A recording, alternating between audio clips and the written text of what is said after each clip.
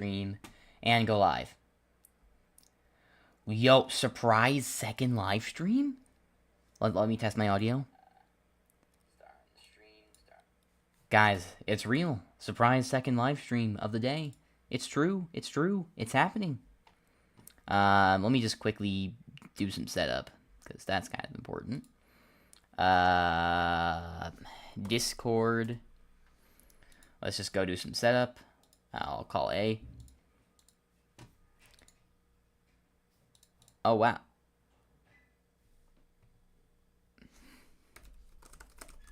Oh, let me just post this in. Post this. Okay, let's post this in here.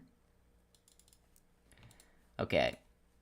And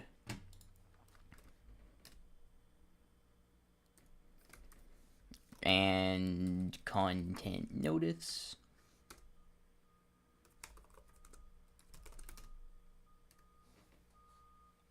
And everyone's rolling in.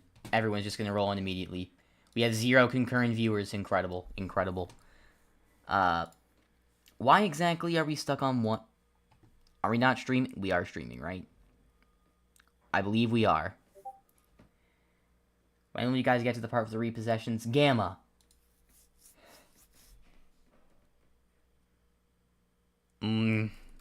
Gamma.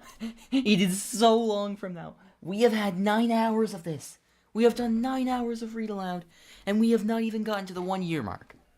So that is your answer. It'll take a while before we get to the repossessions. That is... The goal right now is Frozen Earth, which is like the beginning of all those shenanigans. The repossessions don't even come until way later than that. Alright, let's get into a call with A. Yo. Yeah, let me try to find... Whoa. Okay. Why is your voice like that? Why is it bass boosted? Yo. Scared nerd. That is so loud. Hold on a second. I gotta mute you for a sec. And myself, actually.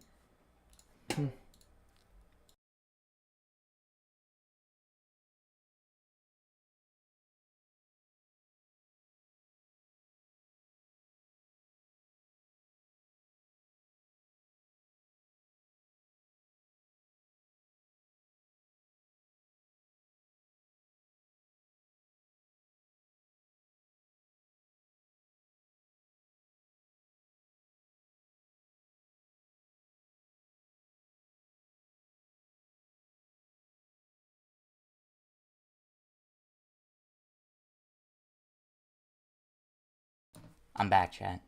Nothing to worry about. Just some concerned citizens outside.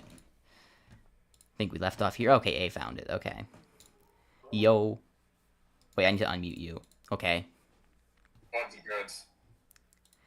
So, slight thing I should probably make note of.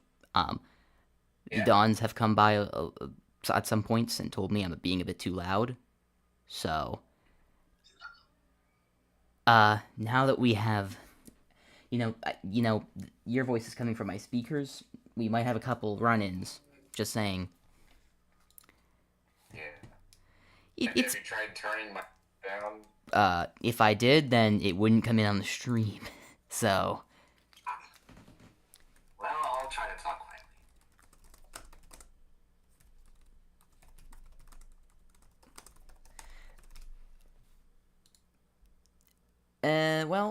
Make sure not to be too quiet, because we do need to still hear your voice and all that. We currently have 0 concurrent viewers, probably because I'm just streaming a black screen right now. Damn. Alright, so did you see the message I DM'd you? Yes. Okay, good. I'm gonna go and... Okay, what is Gamma talking about? He's asking how far we have to go to get to the part of the repossessions. Good question. Genuinely good question. Far Neither of us know. Yeah, true. Far before Frozen Earth, which is the beginning of the setting where the repossessions even happen. So, there you go. That's his answer. Right. We haven't gotten to Frozen Earth in 9 hours. It'll probably take more time to get from Frozen Earth to the repossession. Well, actually, maybe not. The repossessions kind of come midway through. When do the loan sharks actually start getting involved?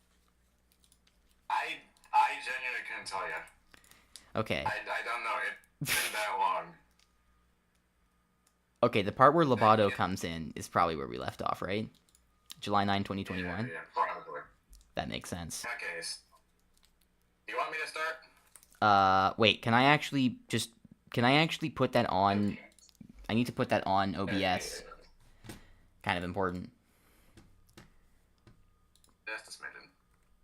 Yeah. Okay, window capture, make sure that's set to Discord Wisa. And done.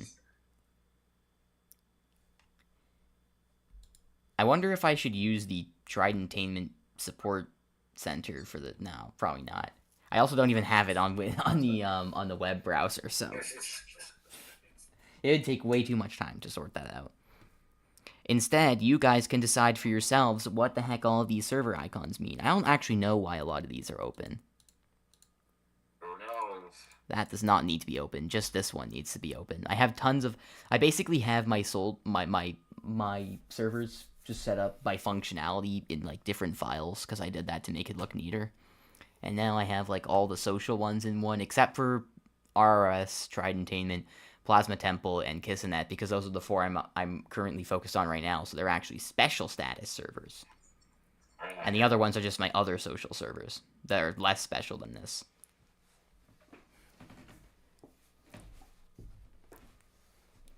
But anyway, yes, you can start now. I think we're getting the screen. Let me check if it's actually being streamed or being streamed. I'll check your screen just in case. Okay. Just also report any audio issues. I would say that would be helpful. Besides the ones we already know about. Yeah. Chat, we tried to fix, and by that I mean I did, like, multiple times for, like, the course of hours. I really tried. I can't get the headphones to work, so I have to use this speaker strategy again, this really obnoxious one. It is really funny, let's just, in my defense, it's so funny. Especially for AUL. I'm gonna try and get it sorted out, because, obviously, I do need to, stream on Monday, Kissanet, which is completely undoable with this system. So, Right. pretty important that I get that right. So anyway, we're doing another Among Us lore read aloud, and well, as always, it's gonna be really fucking insane. So, start us off. One of the non-insane. Okay. Among Greg gets revived and his limbs regain sentience. They then start forcefully holding world leaders hostage and seeing if they're actually all lizard people. Among Greg realizes, much to his horror, that his limbs are all Facebook users.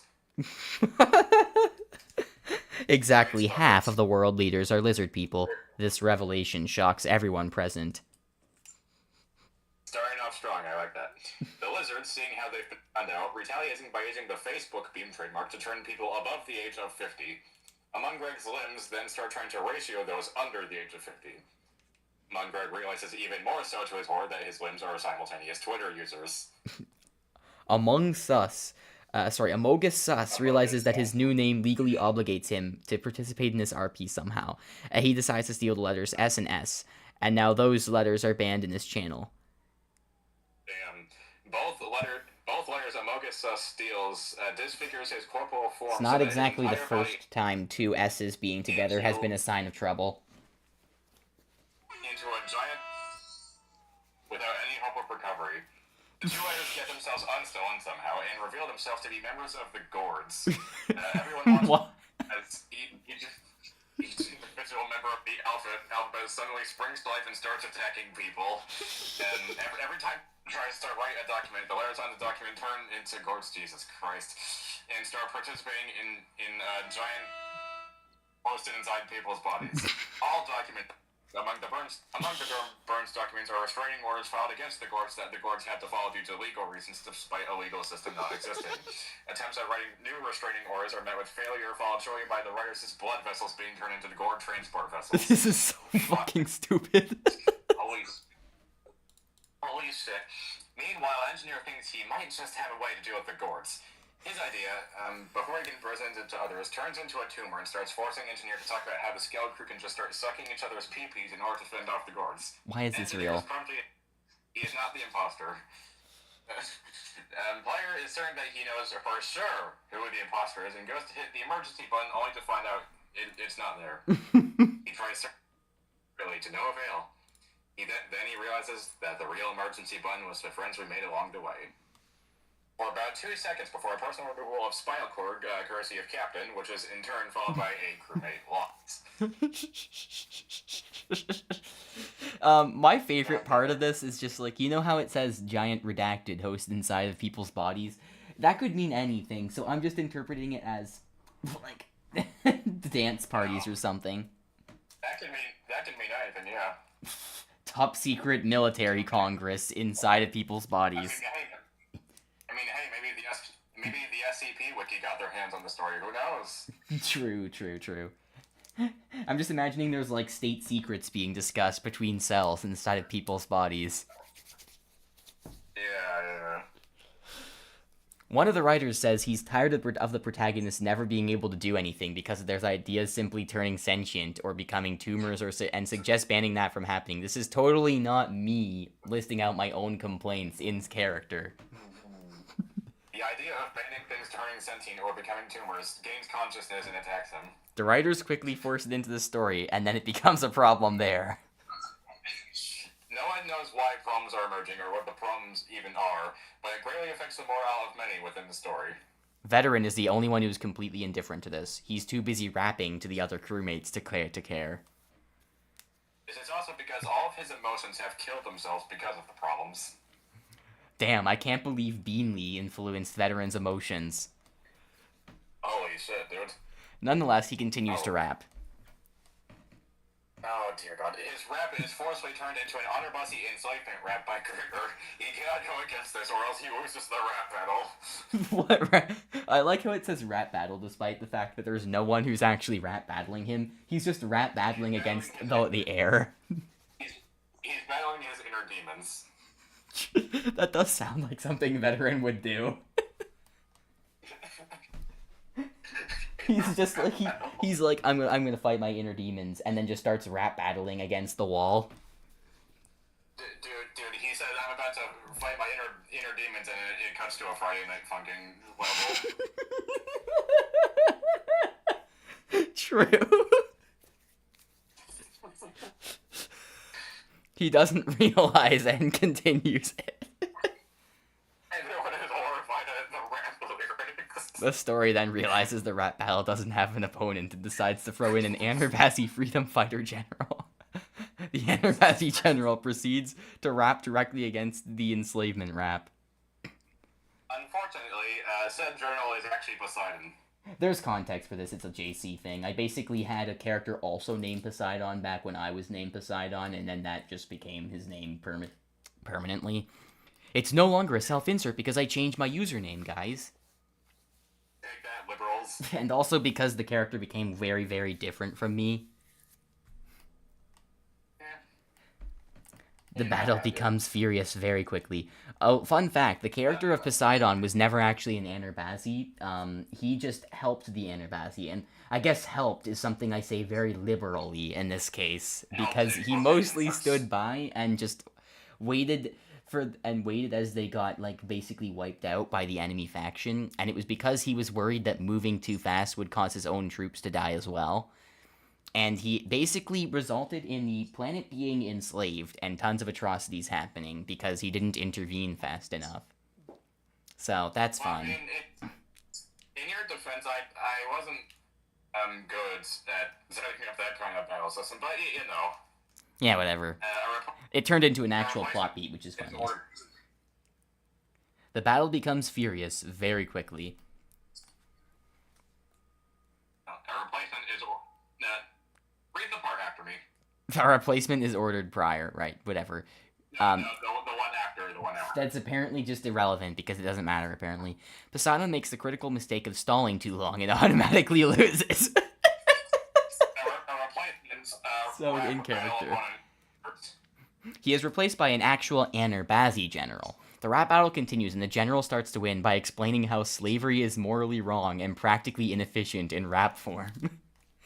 I'd love to see someone try and I'd love to see someone try and actually make a rap about that. I'm sorry, I'm just imagining an Bossy General just rapping the Emancipation Proclamation aggressively towards veteran. True. Veteran gets the upper hand by turning into Beanley and how rapping about how it's trying to ruin people's lives and how they deserved it anyway. The general responds with the following two verses. My guy, what you just said makes no sense. You don't know shit about this topic. You've probably never even paid rent. Fire lyrics. The fuck does any of this have to do with rent? Get out of here before your cage gets banned. You're full of proper trash. I don't mean to be brash, but I know when someone's career is about to crash. That's actually kind of hard, I'm not gonna lie. The fight goes on. Eventually, Veteran's lyrics become so awful that Engineer intervenes and tries to clamp his mouth shut. Despite his mouth being clamped shut, Veteran continues rapping. Everyone collectively realizes that he's actually rapping through his asshole. I don't even know how that happens. Me neither. It's actually a really good verse. I'm not gonna lie. The Nuclear Republic threatens to fire at the Skeld if Veteran continues. A player desperately tries to convince Veteran to stop. Veteran's lyrics turn nuclear themselves and starts melting a player alive. I like how the Nuclear Republic threatened to fire a nuke at the Skeld because the rap was too terrible. For the stream thumbnail, I should totally draw like a mock-up frightening fucking tool. Please do. We should set that as the thumbnail retroactively. The Anabazi General develops a radiation shield and starts rapping even more furiously. You clearly didn't see the point of which I was trying to make. You think it's fun to ruin other people's lives because yours is a piece of cake. Maybe if you knew how it felt to suffer, you would understand. But until then, your worldview is even more full of shit than my pants. I realizes what he just said a little too late. Veteran wins the rap battle, much to everyone's chagrin. One of the writers intervenes and resumes the battle because they like the general's verse. Shit starts coming out of the general's pants. Oh my god, this part. Grigor checks his pants and finds it filled with a brim with liquid shit. The general starts shitting all over the floor during the inspection. Oh my fucking god, this part. Why? Why is this? I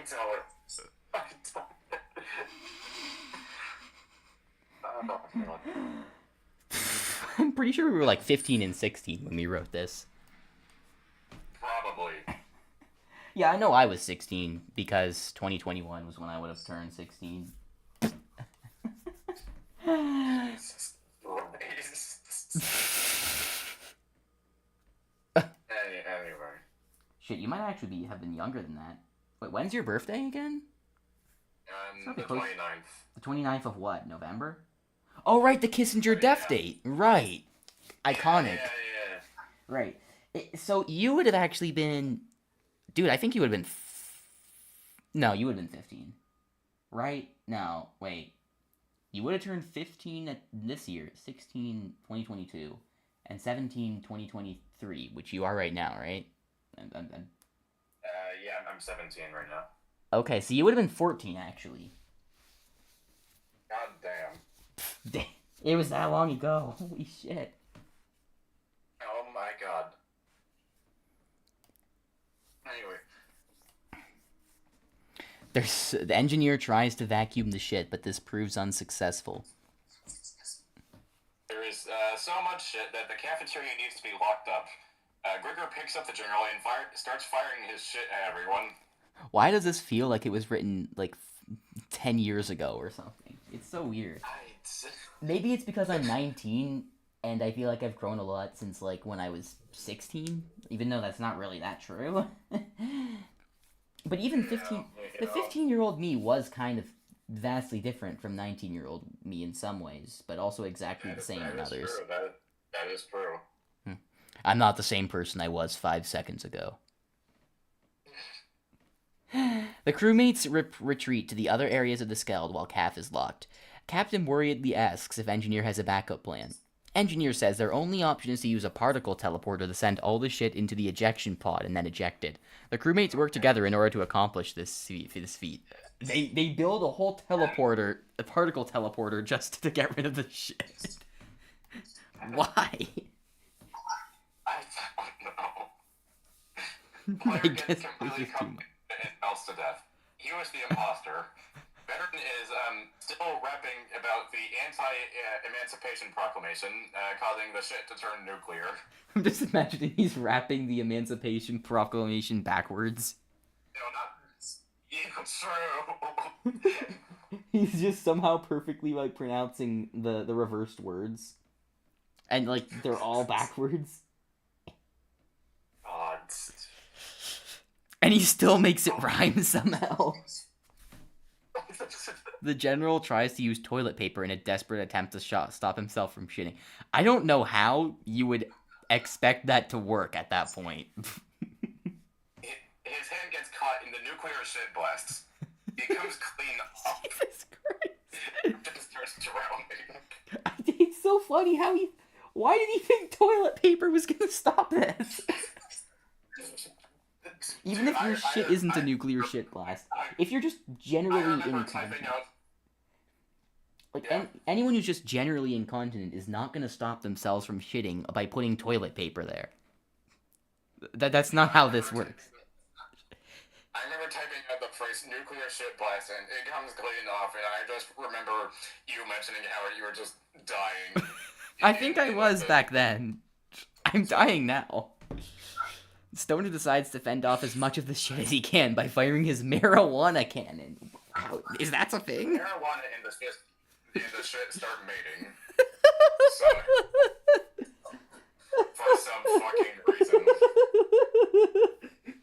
I'm just reinterpreting the term mating as like they develop Australian accents and start calling each other mate. Oh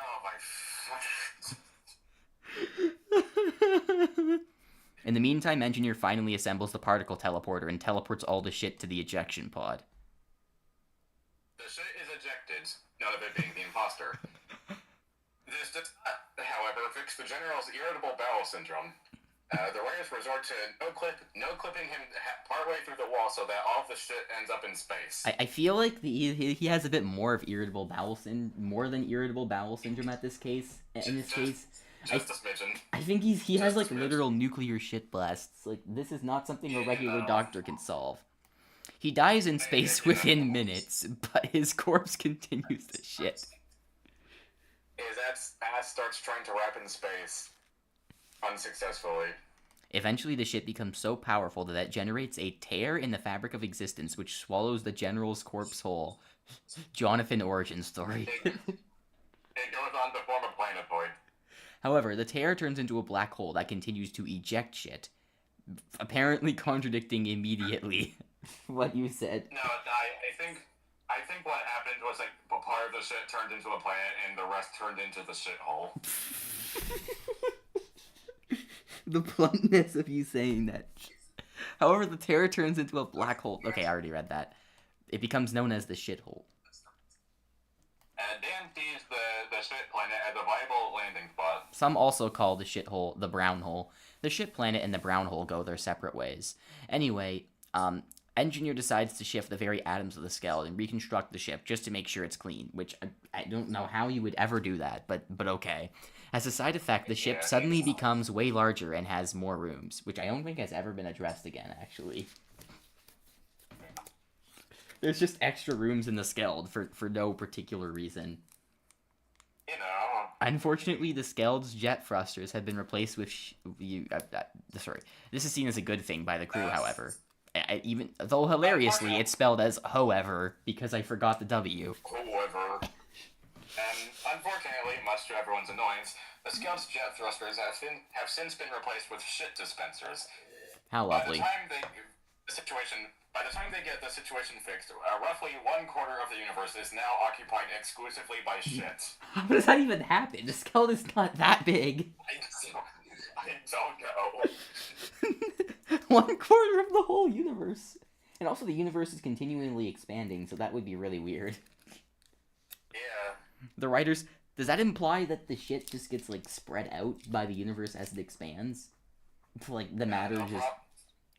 There's an entire quadrant of universe where you can see, like, the line of shit, like, clearly cut off. That's when it enters the next quarter. There's, like, whole quadrants. Yeah. There's a security checkpoint set up so that people don't end up in the shit quadrant by accident. Okay, the writers intervene and lessen the amount of shit in the universe, which, but more, so there's less than a quarter of the universe full of shit.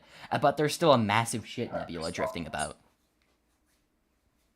They can't erase enough in time to counteract the amount produced by the brown hole.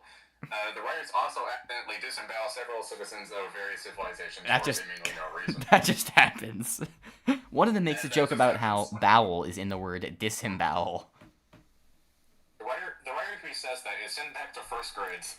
Gametoons shoehorns in an intern as a replacement. The replacement turns out to be Gametoons itself. Gametoons decides it wants to make some executive changes to the story. Changes even. I feel like this might be the beginning of the theme of executive interference in AUL being very clearly portrayed as bad. Yeah.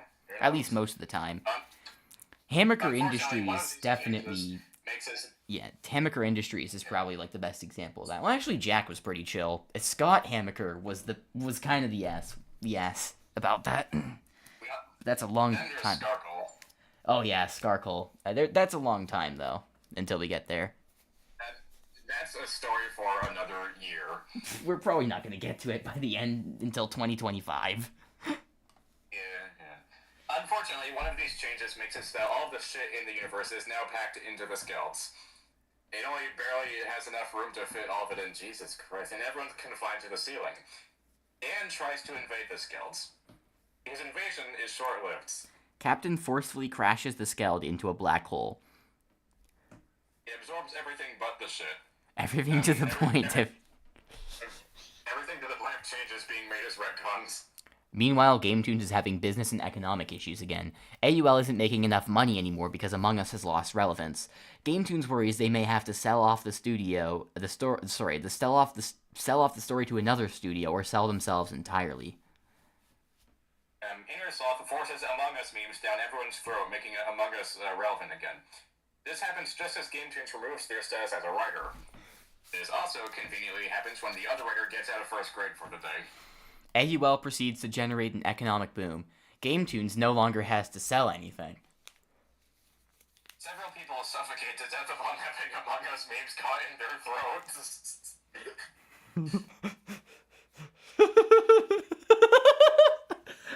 That's amazing. Gametoons tries to expand their enterprise with all their new money. A representative contacts Rupert and asks if Gametoons could buy any RRS properties.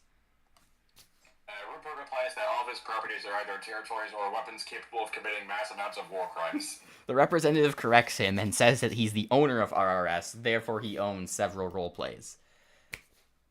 Rupert replies that he was talking about what he owns in person. Plus, he knows what Gametoons' writer hiring history is like.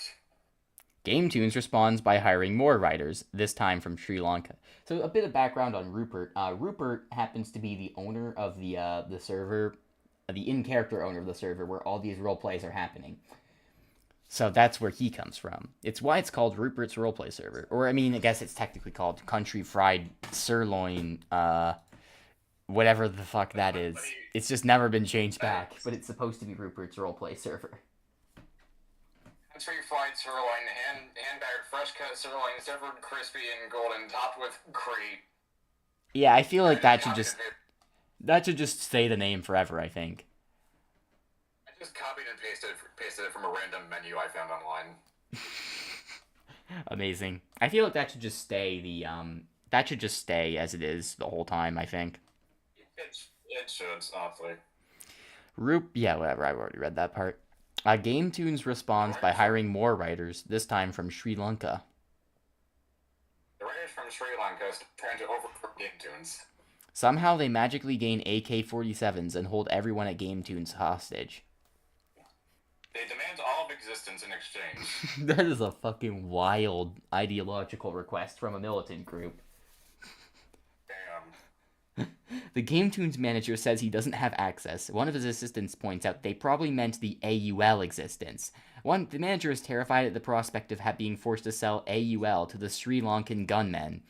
To be fair, the Sri Lankan gunmen would undoubtedly probably do a better job at running it than Gametoons. They probably should have. Yeah, probably. Oh my fucking god, this again. I love when you just get so exasperated that these names... forcefully manifests within the Sri Lankan gunmen and holds Gametoons hostage instead.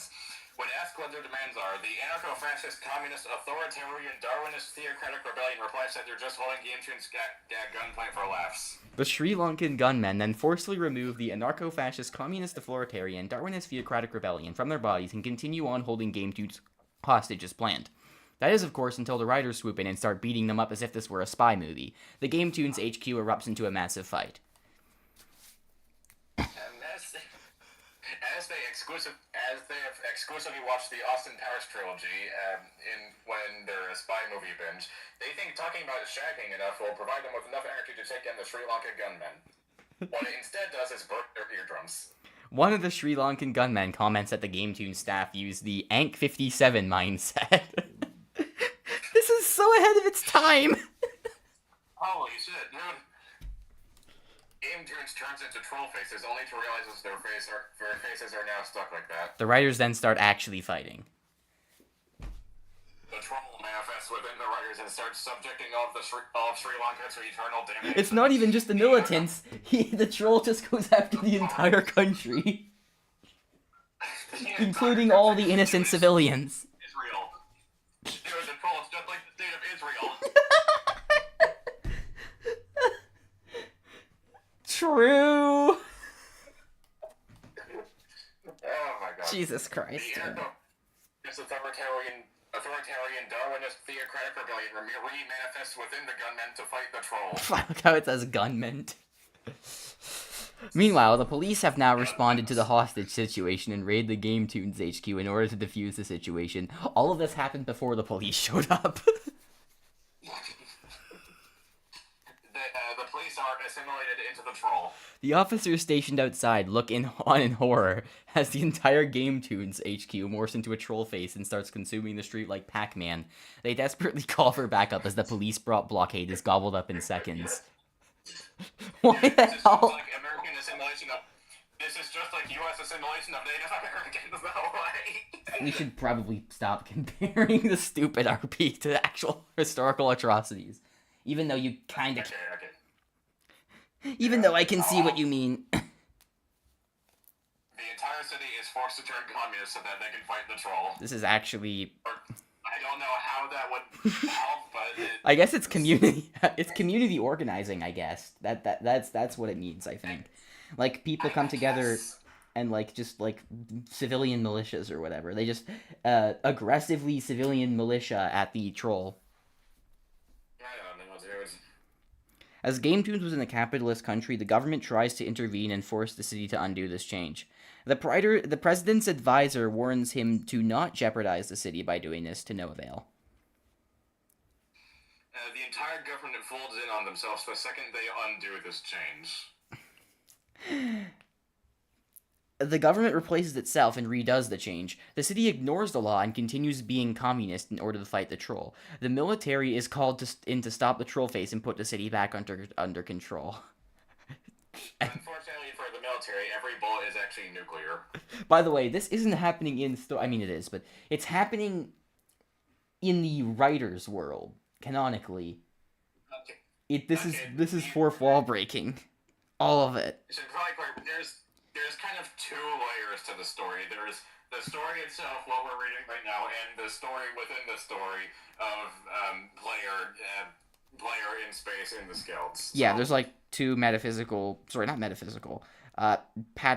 layers, or whatever you call them. Whatever. Yeah, so there's like two levels to the story.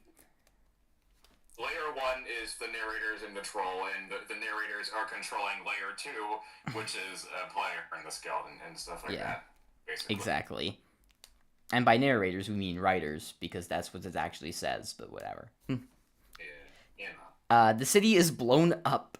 Unfortunately for the military, every bullet is actually nuclear. I think you read that. The city is blown up several dozen times. It survives because it is communist. Somehow. If the government still doesn't get the memo and forces capitalism upon the city, the troll immediately consumes the city within seconds. True, because in capitalism, it's a dog-eat-dog world. It makes perfect sense. The military evacuates the entire state in which the city was in. We finally learn that it's taking place in Florida, explaining how everything gets fucked up all the time, which does make sense. The state itself starts morphing into a troll face. Georgia, Alabama, and Mississippi all work together to saw off Florida, thus preventing the rest of the U.S. from turning into a troll face for now. However, the now detached Florida collides with several Caribbean countries. Florida stands straight up and hops onto the Caribbean countries. The countries cover themselves in oil and force it to rain, thus granting Florida a high ground over the rest of the U.S. The U.S. government proceeds to launch all 6,000 of their nuclear warheads at Florida simultaneously, trying to blast it out of the sky. The warheads all turn sentient and fly directly into AUL. Canonically, I think the U.S. used up all of its nukes in the outer layer of the story. Jesus Christ. The warheads join the nuclear republic immediately. Meanwhile, in the story, everything grinds to a complete halt as the writers are not currently updating the script. The Skeld crew decides to hold an Among Us game in the meantime. Player realizes something. With the writers no longer dictating the outcome of these games, there's a chance he might be able to win for once and not be cursed to lose. He puts in as much effort as he can to win the match. Unfortunately for Player, Grigger decides now it would be really funny if he juiced Player alive. He loses the game. Meanwhile, in the bowels of the Trollface, the writers wake up. They and the entire Gametoons staff, various police officers, and military personnel have all become trapped inside of the Trollface. They need to find a way out. I just love the mental image of just a Pac-Man Trollface eating up an entire city. One of the members suggests drilling their way out. That is attempted, but the Trollface immediately repairs itself upon being damaged by the drill. The drill is then trolled, causing it to explode out of rage. I feel like the trolling was the drill being stopped. Or, sorry, the troll face repairing itself. I feel like that was the trolling. The writers get to work conjuring up different ideas. In the meantime, the US is now completely out of nuclear weapons. It proceeds to demand all of NATO to fire theirs as well, which I think is just France and Britain. Thus, France and Britain inadvertently deposit theirs into AUL. As NATO is now without nukes, mutually assured destruction is no longer in effect. Russia prepares to bomb the United States to complete ash. Which, by the way, I don't think this was ever brought up again. Actually, oh wait, they don't bomb the United States, they just prepare to. Okay, that makes more sense. It would be really funny if the entire US was nuked and that was just never addressed again. And the story just pretended as if it didn't happen. It's just the fucking Greg Finds dudes. True. Meanwhile, all of Florida is completely consumed by the Trollface, which now hovers over the Earth. Unfortunately for Russia, Florida summons a rainstorm and also makes sure to cover their explosives in oil. They are fired anyway, but as it happens, the climate is rainy at that exact moment. This causes the missiles to fly right over the USA because oil floats on water. They loop back around to Russia as the rain conveniently stops. All of Russia falls to its own missiles. This was never addressed again, by the way. All of Russia was just nuked, and that was never addressed again. There are so many ecological disasters that would come as a result of that, and it's just never addressed.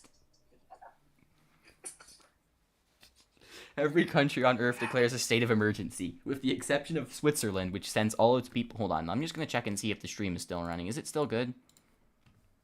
I think it is. Yeah, I think it's good. Every country on Earth declares a state of emergency, with the exception of Switzerland, which sends all its people into a bunker and simply chills underground. The US tries again to knock the Trollface out of the sky by sending jets to blow it up with conventional bombs, since, again, they used up all their nukes. The troll sprays it with a water hose.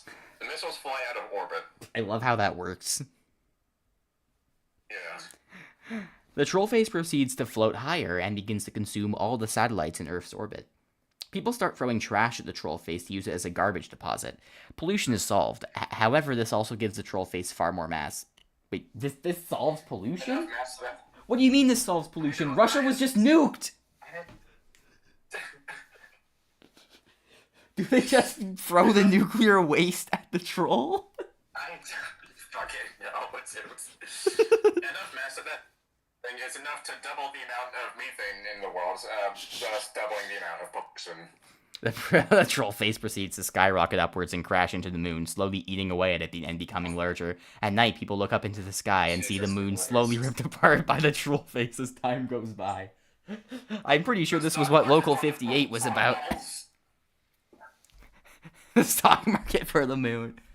Dude, this is just like Local 58. Holy shit, dude. Can you imagine just looking up into the night sky and you just see a troll face eating the moon slowly? Oh my god. That is a mental image. Eventually, the troll face completely consumes the moon.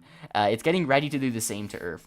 On the inside, the writers finally manage to build a comms device and reach out to Grigor. In desperation, they ask Grigor for help, as he's the only one who could do something crazy enough to stop the troll face. It is actually a common theme for Grigor to just be the last resort in every situation. The very last one. Yeah, they really exhaust every other option first. Yeah. Grigor has a nice conversation with the troll. Everyone is annoyed until they notice how long it's going on for. In the meantime, one of the writers uses this to their advantage and activates Posy's wargame, intending to subject the troll to it and blow it up from the inside. The troll is starting to slowly gravitate towards Earth. The governments of the world try everything to knock it off its trajectory. It just consumes everything thrown at it. The governments try to build a massive vacuum cleaner and suck everything out of the troll. The troll starts trying to out-suck the vacuum cleaner. The vacuum cleaner is eventually absorbed by the troll, including everything inside of it. The writers ask Grigor to distract the troll even more. Grigor condemns the writers for interrupting his conversation and launches them into orbit. They are immediately no-clipped back into the troll. The troll begins to absorb the Earth's atmosphere. Just then, the writers finally activate Posy's wargame, sucking the troll inside and detonating it.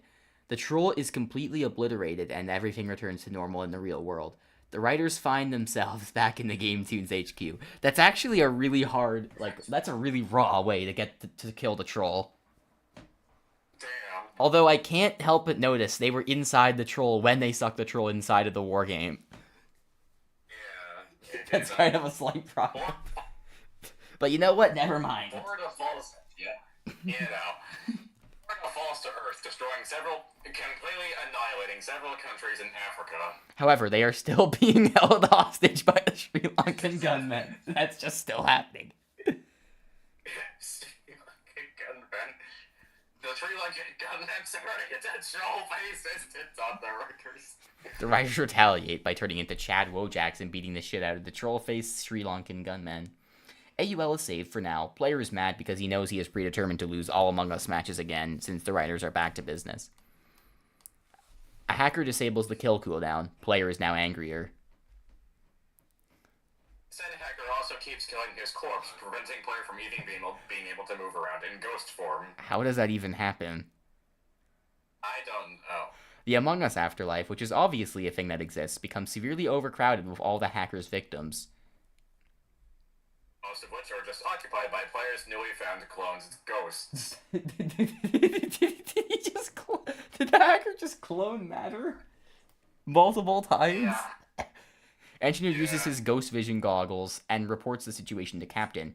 Before Captain can come up with a plan, Veteran bursts in and suggests they do nothing at all, and then legally obligates the rest of the crew to agree with him. As such, they agree with him and do nothing. The hacker eventually enters limbic shock from having activated the kill animation on so many people in such a short span of time.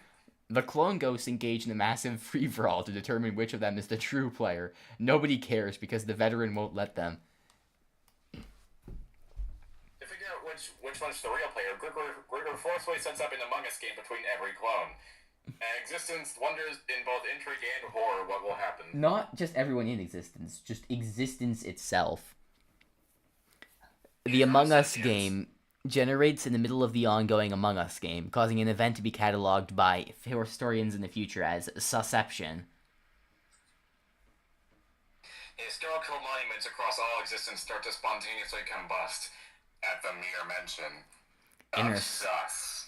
Innersloth finally picks up on the sheer tomfuckery that's going on and sends in Amon Greg to intervene. I'm pretty sure Amon Greg is like supposed to be like a staff member working for Innersloth or something in the story. I don't know. Amon Greg bans the hackers and tries to get Grigor to shut down the game with players' ghosts. Unfortunately, Amon Greg's limbs decide it would be really funny then and there to start ingrowing. Firefighters attempt to douse the flaming monuments.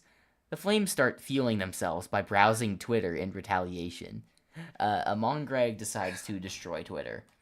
Facebook takes advantage of the situations and misdirects the firefighters, thus letting the fires continue to grow. Amon Greg is left a shrieking pile of ejected organs by the time his limbs stop growing inwards. None of his limbs are the imposters.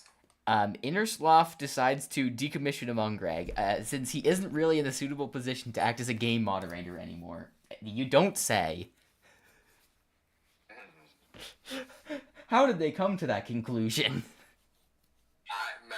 Who knows? The ejected organs are actually pianos. Everyone apologizes for their lack of musical knowledge. Amon Greg gets forcefully adopted by Grigor. Oh god. That is not good. The hacker from before rejoins the game and starts causing more problems. He manages to stab the ghosts, which sends them to yet another ghost level, somehow, and makes them double ghosts, also somehow. Grigor sets up another game between the ghosts and ghosts.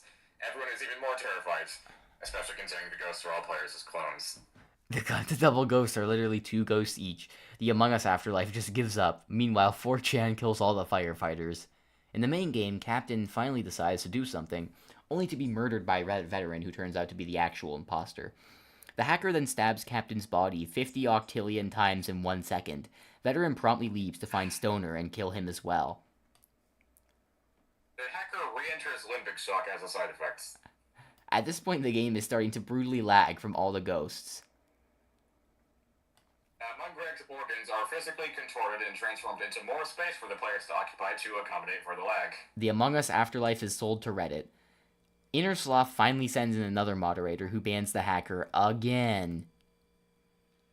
Finally. Almost immediately, the Among Us afterlife gets flooded with people from r/clown worlds.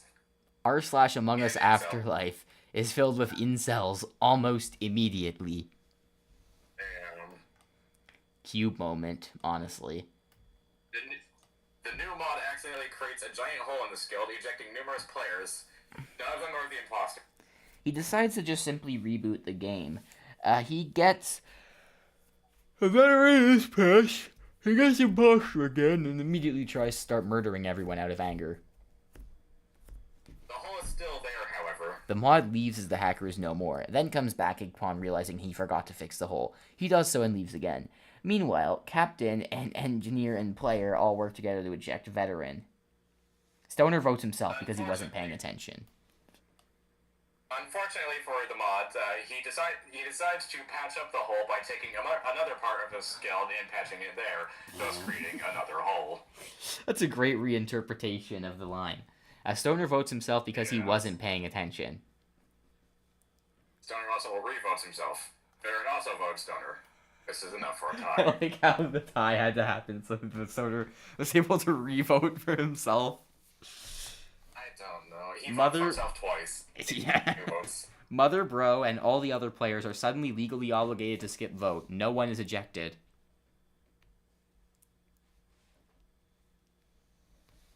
Lord Maximilius Hole 2 vows to avenge his predecessor. One of the writers is clubbed over the head upon only bringing up these new characters now. New characters, and it's Bro, who was like one of the first ones to be in this roleplay. They are brought up like once or twice earlier, but they never do anything important. He's still clubbed. After the voting round ends, Veteran realizes by tossing people out of the hole in the skeleton, he can cheat his way around the kill cooldown. He uses this exploit to kill multiple crewmates. The writer explains that they were robbed like once or twice earlier, but they never really do anything important. He's clubbed again for being a wise ass. The writer's that then clubs himself a third time out of guilt. This particular clubbing gives him brain damage in such a way where he wants to club himself a fourth time. The club breaks, having run out of durability. The writer uses his arm as a club. The pieces of club all club the writer. Meanwhile, Veteran tries to throw player out of the hole in the ship. Just then, however, the mod returns and fixes the hole. Player's upper half is stuck outside. Player celebrates about not being ejected, only for Veteran to simply murder him conventionally. Captain wonders why they didn't just immediately get sucked out of the ship when there was a hole in it. He then inexplicably explodes. Engineer calls an emergency meeting and asks everyone to vote for Veteran because it's obvious he's the imposter. Mother and Bro agree with him and vote Veteran. However, Stoner is mad that Engineer interrupted his download task and votes Engineer instead. At the last second, player inexplicably becomes the imposter, and as he's already dead, crewmates win by default. Veteran pisses and shits himself. Engineer suddenly gains the last name Gaming. Veteran becomes the concept of piss and shit. The mods come back in and examines... The mod comes back in and examines the game's code to figure out how player randomly became the imposter. In doing so, he accidentally creates a hole in the code that starts sucking people in. He fixes it and continues his examination. Before he can fix it, however, the hole in the code sucks in several parts of the codes. Well, that's nice. He realizes that the reason player became the imposter was because someone hacked the code from afar. The hole in the code, sucking several parts of the code in, creates more holes in the codes. The mod reports the news to Innersloth, who hire detectives to figure out who hacked the game. They're all blissfully unaware that the code is slowly being consumed by holes. As the Scald crew keeps playing matches, more and more functions fail and or backfire. The detectives report that Innersloth themselves is sabotaging the codes. Innersloth is then overthrown before they can do anything. All the new holes become Maximilian Holes 4 for whatever the fuck that is. The mods then... I don't know what Roman numeral that is. The mod then figures out... C is a large number. Okay, hang on. No, I'm gonna see this here. C is 100. D is 500. 400. 413. The mod then figures out the detectives themselves sabotaged the game and simply wanted power. The Maximilians all vow to avenge their father. He proceeds to contact Innersloth in exile, and they proceed to counterattack against the detectives. Innersloth... Okay, I just hit my pop filter. Hold on a second.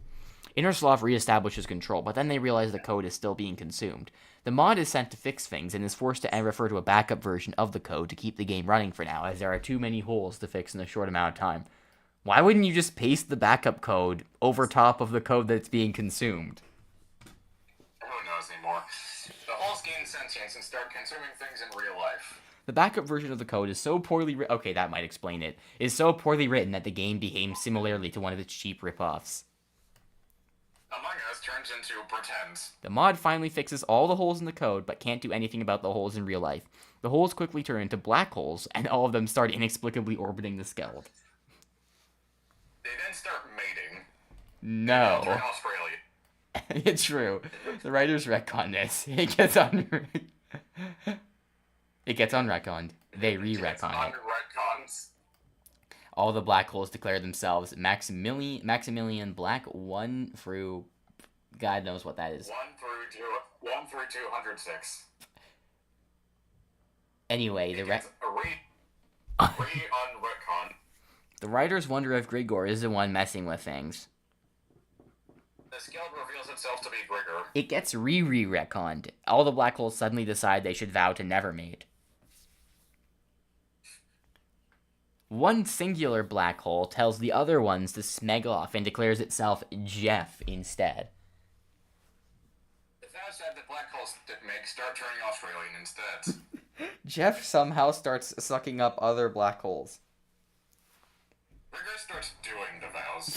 I like how we previously established it's basically just him teabagging. Yeah. The real Skeld, which was parked on a nearby planet the whole time, turns sentient and attacks Grigor. Meanwhile, all the crewmates teleport on board for plot convenience sake. I don't know how, but... Also, why is it turning sentient? I don't know. One of them accidentally brings bread with them. The bread becomes a monster as a result of being teleported. Maximilian Black LXXXVII sucks up all the... I think that's 87. What the fuck? Why does he keep doing this? I don't know. He also accidentally sucks up the concept of survival. People all over existence start dying. r/Among Us Afterlife crashes. Jeff manifests a hand and slaps Maximilian Black, 87? Okay. Causing him to vomit out the concept of survival. The deaf sees. A day of mourning is held for all who were lost. Only a day, of course. The next day everyone forgets. The gravestones start teabagging each other. The writers forcefully retcon this and ban it from being unretconned. The concept of banning starts doing a writer. This equates to nothing, as it is not a physical object. The writer simply continues to go about their day as normal. The concept becomes a physical. Why are the messages failing to load, huh? That's weird. That should fix itself in a second. What the hell? Okay, That should be fine. See, I think that's 140. Okay, yeah. Maximilian Black, 140 sucks up the concept of banning. It accidentally sucks up all but one writer in the process. Jeff makes Maximilian Black... whatever... I forgot. 140. 140. Spit out the writers.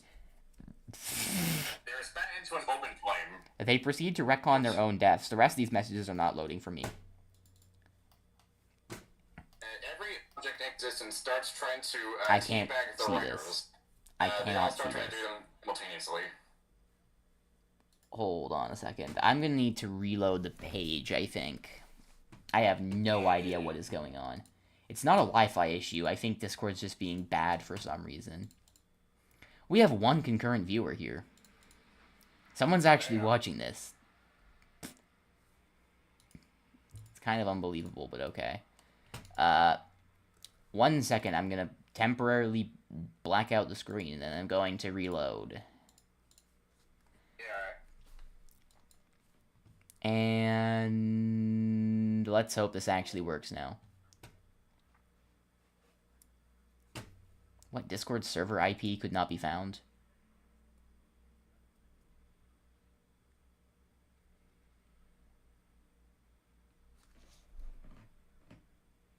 Are you fucking kidding me? Are you fucking kidding me?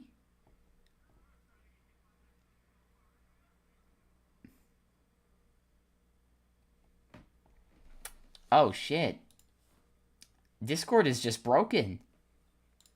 It's actually just broken. The whole site is just not responding. I actually lost my call with A. Bruh.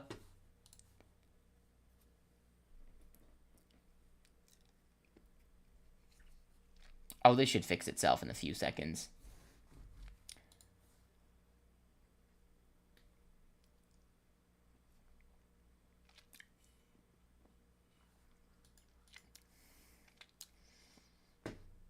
Damn. The fuck?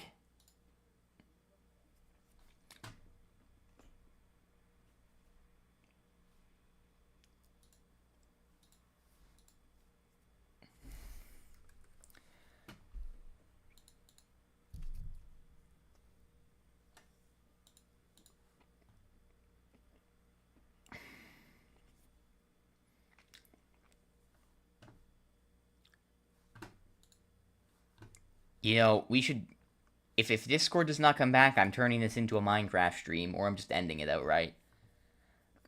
I don't want to end the stream, but if Discord is broken, I don't really have much of an option there. Okay, well, I need to contact someone with my phone, and I have to tell that person to talk to A, because I don't have him on anything but Discord. So that's really annoying. Well, actually, I do have him on Twitter, I guess. Am I really going to log on to Twitter again just to talk to... I guess, maybe. That could be a worthwhile venture. Well, just enjoy this Minecraft screen for a second. Wait, chat disconnected? Is my Wi-Fi just bad? I think it is. Hold on. Let's see. Let's just go back to the YouTube live control room. What do you think of the thumbnail so far?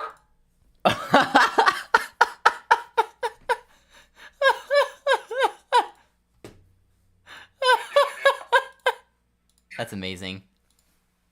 This is wonderful. Okay, so I have Wi-Fi again. I think. So. Yeah, I can send you the message link. Okay, great. Awesome. Let's just make sure that the stream is actually running again. Is it? It should be. Let's reload the page. That might help. Are we good? Are we gaming? Are we perhaps gaming? Yes! Finally! This probably cut out like a solid 40 minutes from the stream. Damn. Until the internet went back on, I just realized I'd pre-downloaded the H Bomber Guy Ruibi review, and I just decided, fuck it, I'll rewatch that until my Wi-Fi is back, because it's a really good video. Yeah, I've just been like making the thumbnails this entire time. That's amazing. It was perfect. This was actually, guys, this was actually all scripted. It was all intentional. Yeah. We did it on purpose. It was all according to plan, you see. Okay, where were we again? Okay. They proceed to retcon their own deaths was the last one, right? Yeah. Every object in existence suddenly becomes sexually attracted to the writers. They all start trying to do them simultaneously. Moving on from that. The writers question how this happened as it was unplanned. So was the Wi-Fi cutting out, so unplanned things can happen. That's the lesson of today. That's the lesson for today. Okay, that looks like... Oh, I should probably go. 79.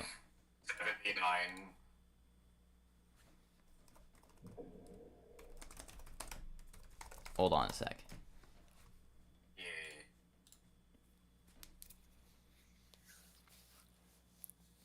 Maximilian Black 79 starts sucking up everything that attempts to do the writers.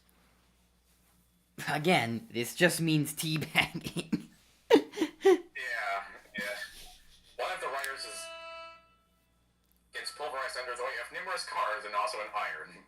Gregoire attempts to call in the AGM, but they're unarmed because their weapons turn sentient and rushed off to join in on the writer doing. Yeah. Maximilian Black 79 contemplates his failure. The writers decide to simply ignore this and go on with the story as though nothing is wrong. There's just like constantly objects teabagging them while they're trying to write, and they just ignore it. Yeah. Captain just barely manages to stop the skeleton from flying directly into the fray, since it is also attempting to teabag the writers. Oh dear. Captain decides that for several weeks and even several months, they haven't gotten any further towards stopping the gourds and stopping the tumors. Instead, they've just been playing Among Us. That more so speaks to the priorities of the writers. Jeff attempts to suck up Captain's ability to care. The Scud crew go back to playing Among Us. Meanwhile, the stars have had just enough of the black holes messing with things. The stars begin to gather and form an alliance. They then proceed to engage the black holes in a battle that ignores science and functions exactly like a fist fight because the story needs it to. The stars accidentally get too close to Earth, vaporizing it completely. The stock market is badly affected. This is retcons. Naturally it is. Yeah.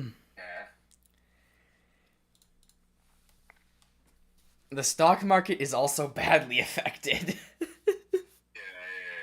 All the Maximilians get super duper pissed, and as Jeff was the only one causing problems.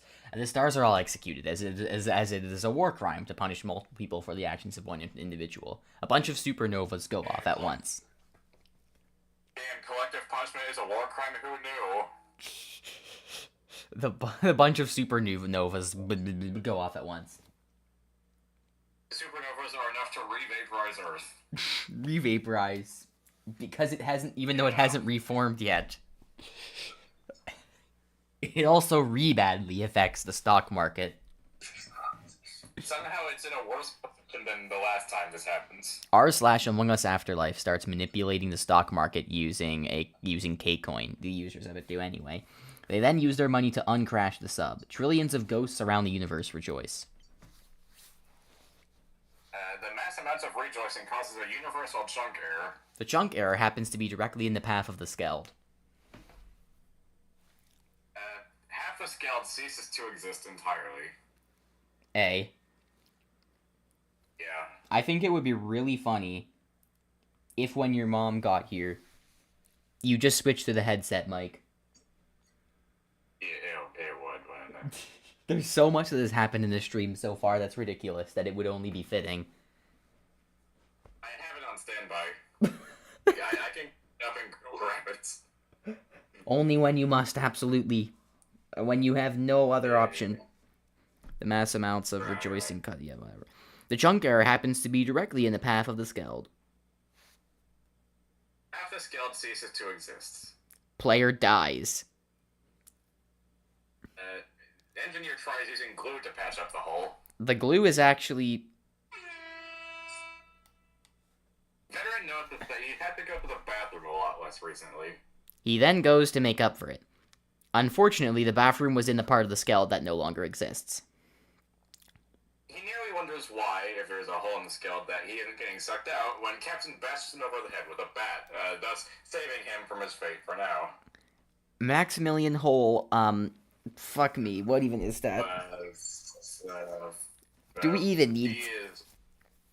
So that 400... Is it necessary? 400 in 414. Maximilian Hole 414 realizes he's sentient and leaves to help his whole brethren on their quest to avenge Maximilians 1, 2, and 3. Unfortunately for Maximilian Hole 414, the concept of sentience gains sentience and starts attacking him. The concept of attacking then gains sentience and attacks the concept of sentience. All the concept of sentience and the concept of attacking are attacking each other. Maximilian Hole 414 speaks off. He is quickly stopped by Jeff, however. Then Jeff simply lets Maximilian Hole 414 go instead of doing anything. He proceeds to head back in the direction Maximilian Hole 414 left from, and finds the concept of sentience and the concept of attacking, both of which are still fighting. Jeff absorbs both concepts and grows even larger. Both concepts counter-absorb Jeff while still absorbed by Jeff, creating a singularity. The concept of absorbing gains sentience itself and decides to let Jeff win. The concept of attacking sentience and absorbing decide to have a three-way absorbing battle that causing stars all over existence to start blowing up. The sun decides to preemptively shrink itself into a dwarf star in order to avoid exploding. This is catastrophic for Earth. I'm pretty sure the sun has already exploded multiple times.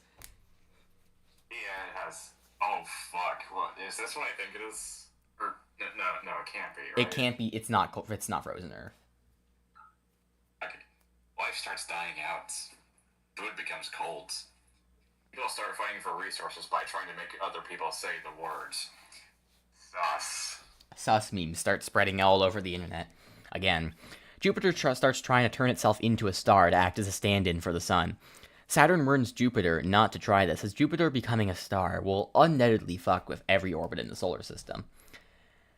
I feel like the sun turning into a dwarf star would also fuck with the orbits, but whatever. Yeah, unfortunately for Saturn, Jupiter turns into a blue giant. Saturn says, "I told you so," immediately before being gravitationally flung out of the solar system. Saturn collides dead-on with a different star, melting it entirely. Meanwhile, Uranus and Neptune start flying towards Jupiter in an attempt to take it out. They burn before they can get close. Pluto calls them both idiots. People on Earth start realizing that the temperature is slowly but surely rising. They also realize that the sky is now engulfed by a massive blue star. Mars, out of desperation, goes to the sun and begs it to return to normal and stop Jupiter. The sun is reluctant at first, but agrees. It goes back to normal, grows fists, and starts a boxing match with Jupiter in the middle of the solar system. All while Matt Mars continuously shouts at Jupiter, begging it to return to its normal form. The people of Earth watch the spectacle in awe. Jupiter rings Mars into a helix shape. Isn't Mars still, like, covered in piss, by the way? Probably. Hey, Poseidon, you should add Zaf with just the screenshot of me saying Jupiter rings Mars into a helix shape. That's a good... Yeah, I probably should. Earth asks if Mercury and Venus have any ideas on what to do. Mercury forcefully enters Earth into the boxing match. Earth gets flung directly into the path of one of the sun's punches. Everyone is now dead again. The writers access the Universe Sandbox console and add a new Earth to the simulation. Jesus Christ. Meanwhile, Venus asks why the fuck Mercury got the old Earth killed. Mercury responds by crushing Venus like a grape. Just... I also like how Mercury... I love how Mercury just has no involvement with Jupiter. Mercury just independently decided to be an asshole. Yeah, you know. This doesn't work. Venus's atmosphere forces Mercury to retreat. Mercury then conjures a giant hand made of space debris. Venus is compressed into a disk. The moon rams itself into Mercury as in an act of self-sacrifice, ripping both to shreds. The space debris forcefully combine themselves to form a new Mercury. The sun finally convinces Jupiter to stop fucking up the solar system. Jupiter reduces itself into a star the size of the sun.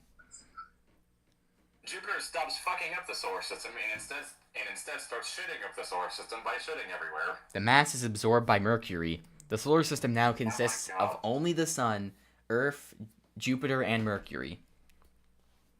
Everyone is forced to watch as Jupiter reveals their giant ass upon the rest of the solar system. The Mercury turns into another star due to the extra mass. A final battle begins as Jupiter and the sun team up against Mercury to save the solar system. As Earth does not want to join, the Earth does not want to join, but can't. Sorry, the Earth does want to join, but can't because turning into a star would kill all of humanity, and even worse, impact the stock market. In their place, the stock market turns into a star and vaporizes a chunk of the Earth in the process. I mean, causes no extra side effects. The sun roundhouse kicks Mercury into the Kuiper belt. Mercury fuses with the entirety of the Kuiper belt. The Greg base on Mercury gets thrust about everywhere. I like how that's still a thing. Is the Greg conglomeration even still around, or is that part of the Gregory conglomeration now? I feel like... Oh no, the Greg conglomeration is a tumor puppet, isn't it? I don't know anymore, man. The Greg... Okay, thankfully they have air conditioning, meaning there's no issue with the fact that Mercury is currently a star. The air conditioning somehow counters all of that. The Greg sees air conditioning used to safely walk across the surface of Mercury. The answer to global warming is discovered. Holy shit.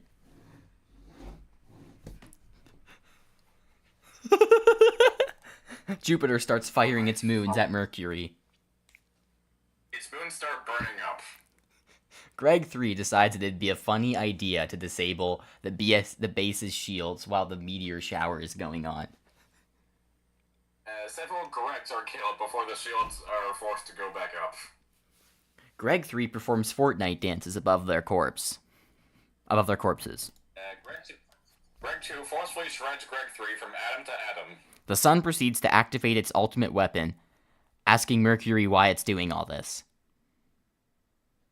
Jupiter's moons start complaining that they're being considered expendable when they all have families. They then start rebelling. What families? I don't know, man. Jupiter says this has to be done for the good of the solar system. The moons reply that Mercury keeps burning them up before they can get close, and that about half of them have just been pointlessly sacrificed. Jupiter realizes that this is a good point. It decides to stop firing the moons. Meanwhile, the sun repeats its previous question because Mercury didn't respond the first time. Thinking that Jupiter is rebelling, starts firing moons for Jupiter. Jupiter corrects the sun. The sun stops firing the moons, but not before several have been destroyed. Ganymede is so fed up with all this. Oh no. Eh. Oh my god. Ganymede becomes pretty important later, let's just say that. Ganymede, put a pin in this, audience. Let's see how many people are watching. 2. The 2 viewers who are watching this, put a pin in it. Ganymede is important. The Moon's Republic... Sorry, my bad. Ganymede is so fed up with all this that it assembles a gang of moons and leaves the solar system. The Moon's Republic of Ganymedia forms. Ganymede immediately becomes a fascist dictator. Somehow. Io and Callisto begin plotting a rebellion. This will not be important yet. Meanwhile, back in the solar system, the sun asks Mercury what the point of all this is for a 3rd time. Mercury reveals itself to be Grigor. The actual Mercury sneak attacks the sun. Jupiter remarks that it saw this coming from a mile away, or more accurately, astral units away. The sun proceeds to attempt burning up Mercury. As Mercury is also a star, and the sun is one of the dimmest stars in the solar system, the sun starts being outburnt. One of the writers corrects the other and states that the sun turned itself back into a normal star earlier. As the sun is still the dimmest compared to every other star in the solar system, the writer who tries to correct the other is clubbed. No, he isn't. Yes, he is. Okay. This is not negotiable. Jupiter helps out the sun, and Mercury is successfully overpowered. Mercury forces himself to not be overpowered. The other two are... How this is even possible? I'm left wondering how this is even possible. Yeah. The sun and Jupiter are forced to retreat further to the edge of the solar system. Earth has finally decided it's going to get involved, and begins sending satellites to Mercury and forcefully extracting its mass somehow. Also, the stock market is still a mini-star or something. Yeah. The satellites buzz around as close to the star as they can get without burning up and begin eating away at Mercury's mass. Unfortunately for the satellites, Mercury loaded up on baked beans. The satellites start uncontrollably farting and also shitting. The sun shoves Mercury aside and absorbs the shit before Mercury can, thus gaining more mass and growing larger. It then roundhouse kicks Mercury again. The absorbed shit started eating away at the sun. I can't believe this is real. Jupiter joins in and roundhouse kicks Mercury in a whole other direction. I guess the shit is acidic. Anyway, as it turns out, the shit is actually sentient. The sun ejects the shit. It wasn't the imposter. Oh my god, what the fuck is wrong with me? The shit What the hell even is the this? sun and starts reproducing. What the fuck is even going on? Who knows? The sun tries to increase its heat to evaporate the shit and has to sit out of the battle for now. Jupiter takes over fully and begins boxing Mercury, all while Grigor is watching in amusement. I like how Mercury has still not explained what his motivation is. He's just in it for himself, man. Mercury declares this a kickboxing match and punts Jupiter into the sun. The sun gets out of the way just in time, but Jupiter crashes into the asteroid belt and absorbs a ton of mass. It then returns to Mercury and begins beating Mercury up relentlessly. The mass were actually all Gregs. Jupiter just murdered unwilling civilians in the name of war. But not knowingly, so it doesn't count. Holy shit, it's the... Also, Rigor tells Jupiter... Technically, because Jupiter was crashing into the asteroid belt by being kickboxed, it didn't technically do anything wrong, but whatever.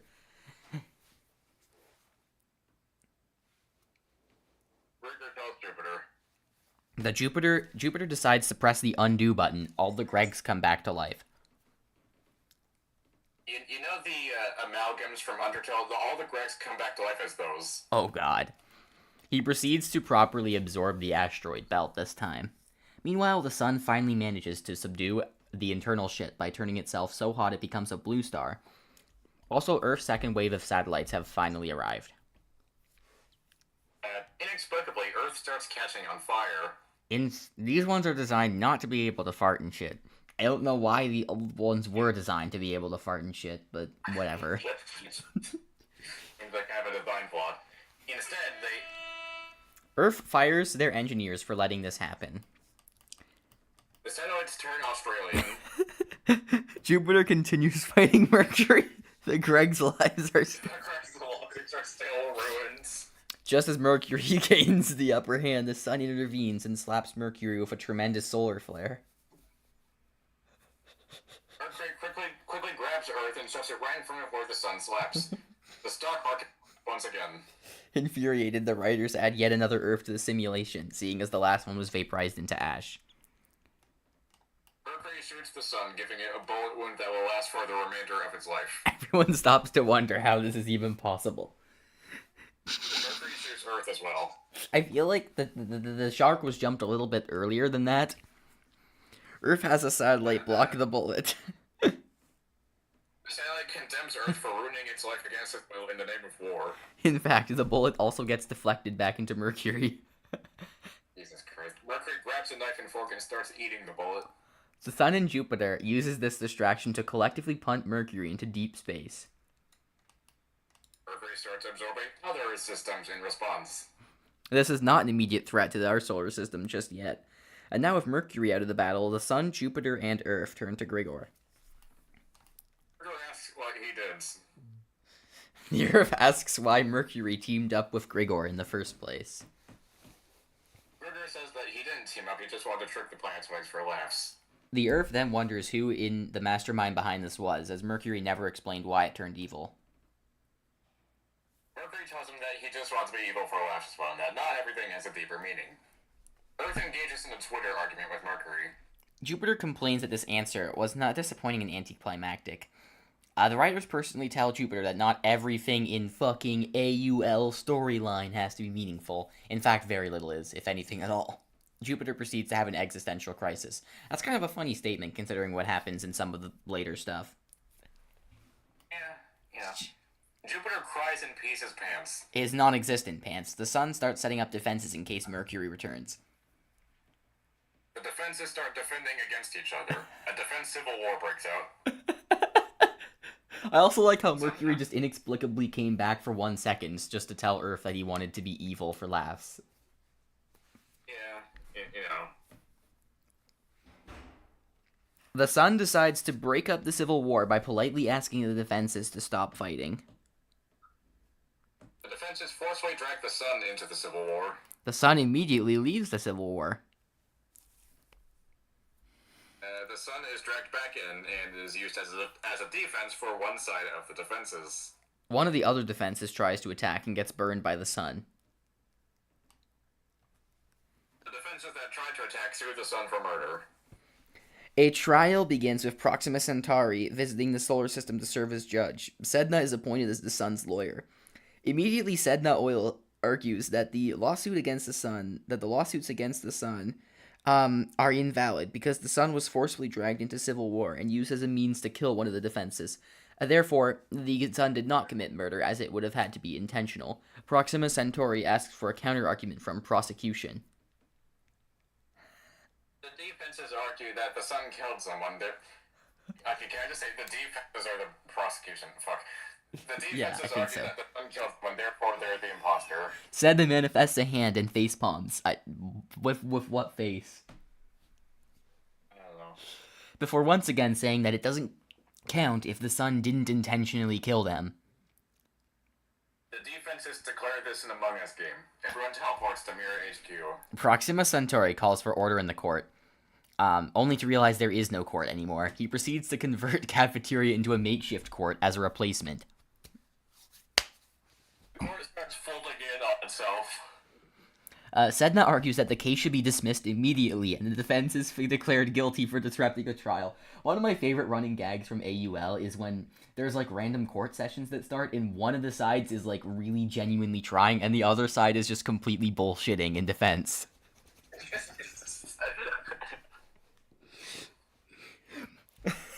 Proxima Centauri declares the defense is guilty, which is also not how trials work at all.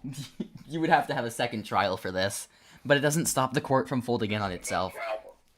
The defense. I keep thinking back to the Grigas roleplay where we had him get tried after he was trying to try Grigor or whatever, which is...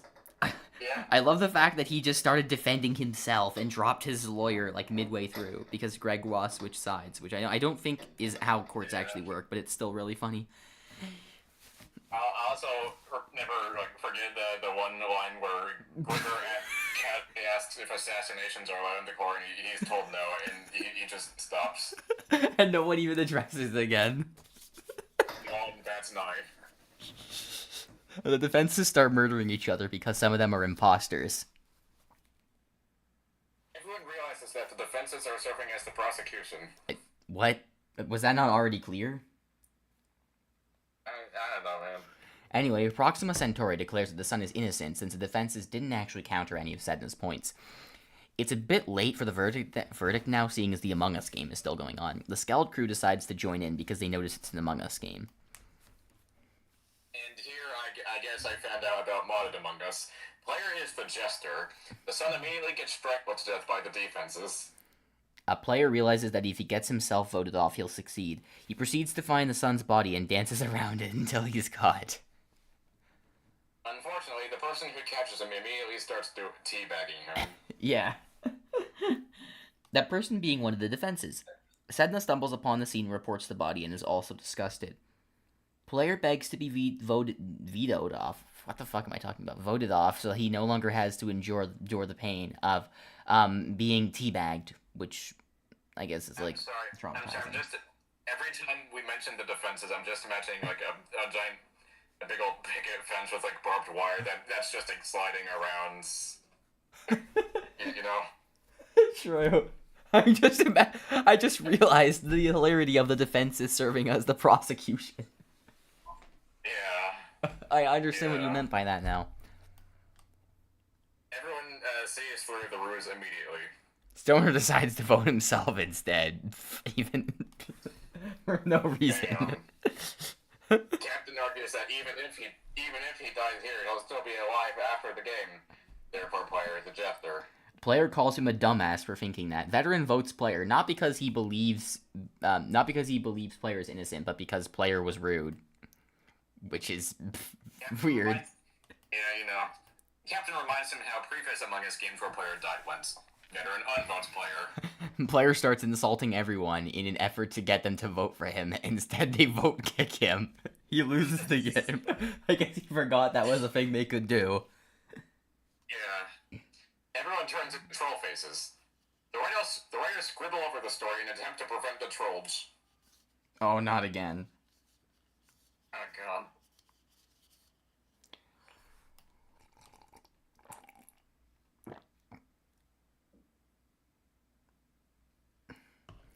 While the meeting continues, Sedna claims that he saw the sun's body, but not the person who did the murder. Proxima Centauri suggests everyone skip. Centauri is voted off for being boring. Sedna does skip, however. Another round begins. Sedna is mistaken for the other imposter. There's no explanation on why or how. He just is. Jupiter and Earth stick together to find the imposters. Sedna keeps an eye on them, however, just in case one kills the other. Jupiter forgets to exit Starform and vaporizes Earth on accident. The stock market dies again. This is retconned. Meanwhile, one of the defenses tries to kill another of the defenses, only to realize they're the other imposter.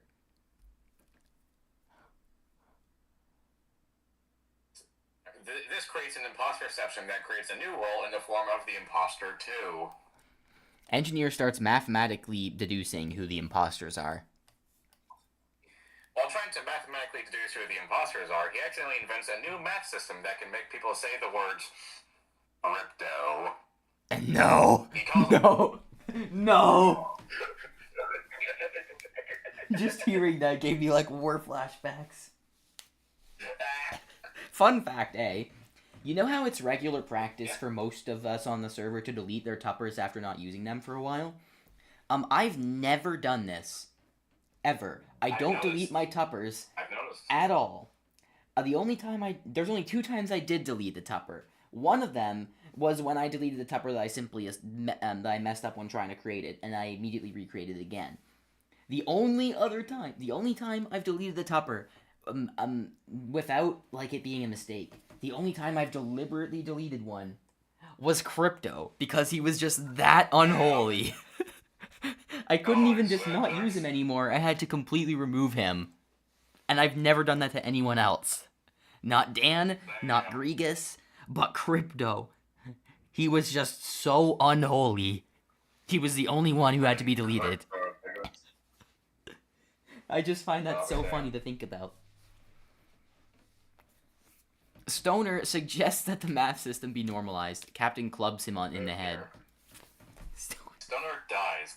Captain is voted out. Somehow he isn't the imposter. He just happened to kill Stoner by accident.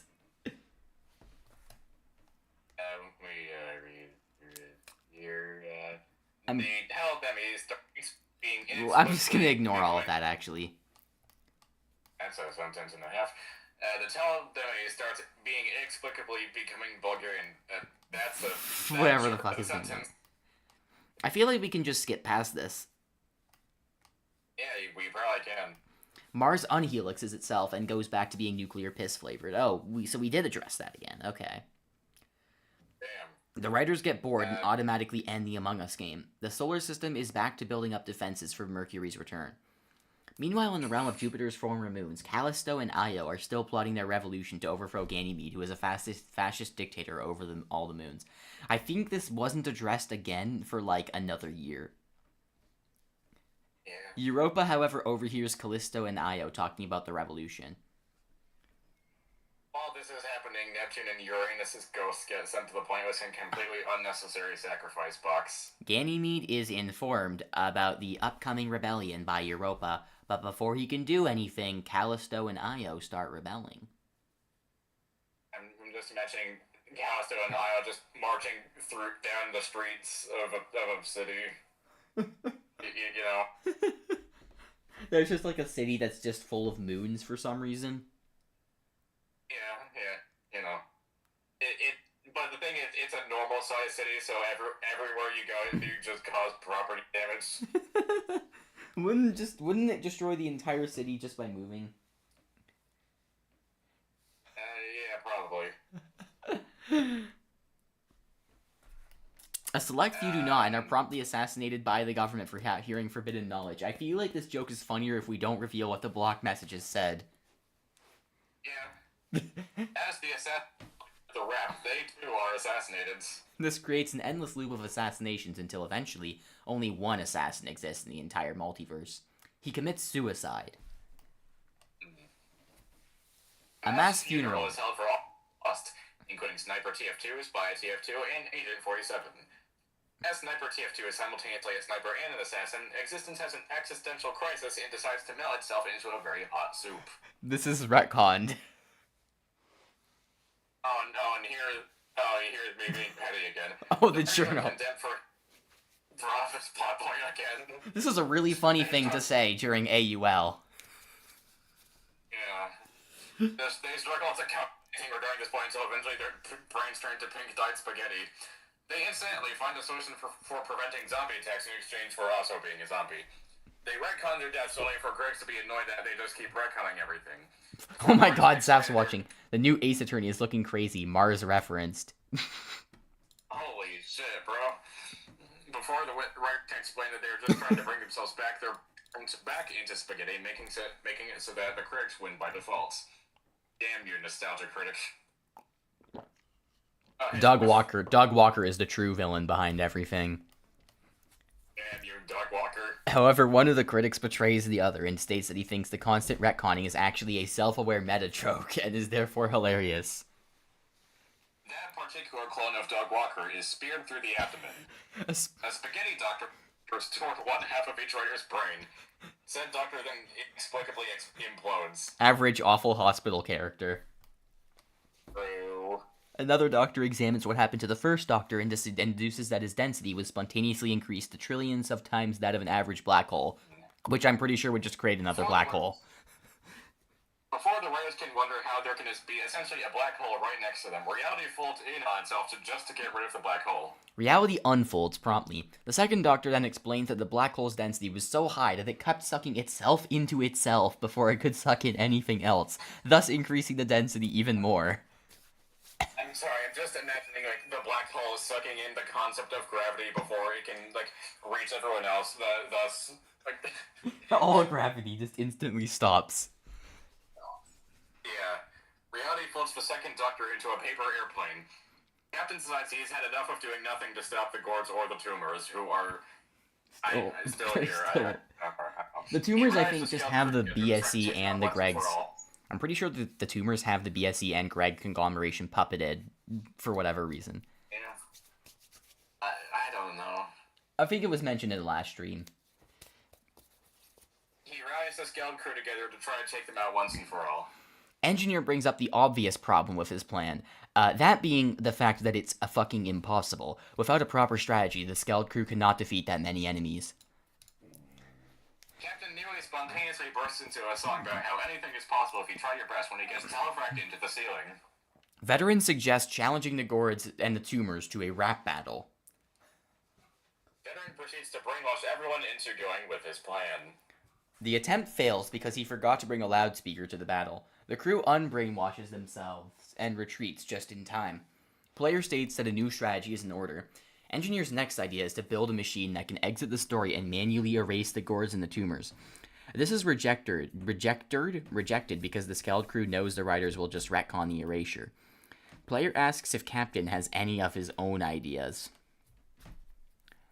Captain suggests using an instant anti-colonization spray. Engineer points out that such a thing needs to be invented first.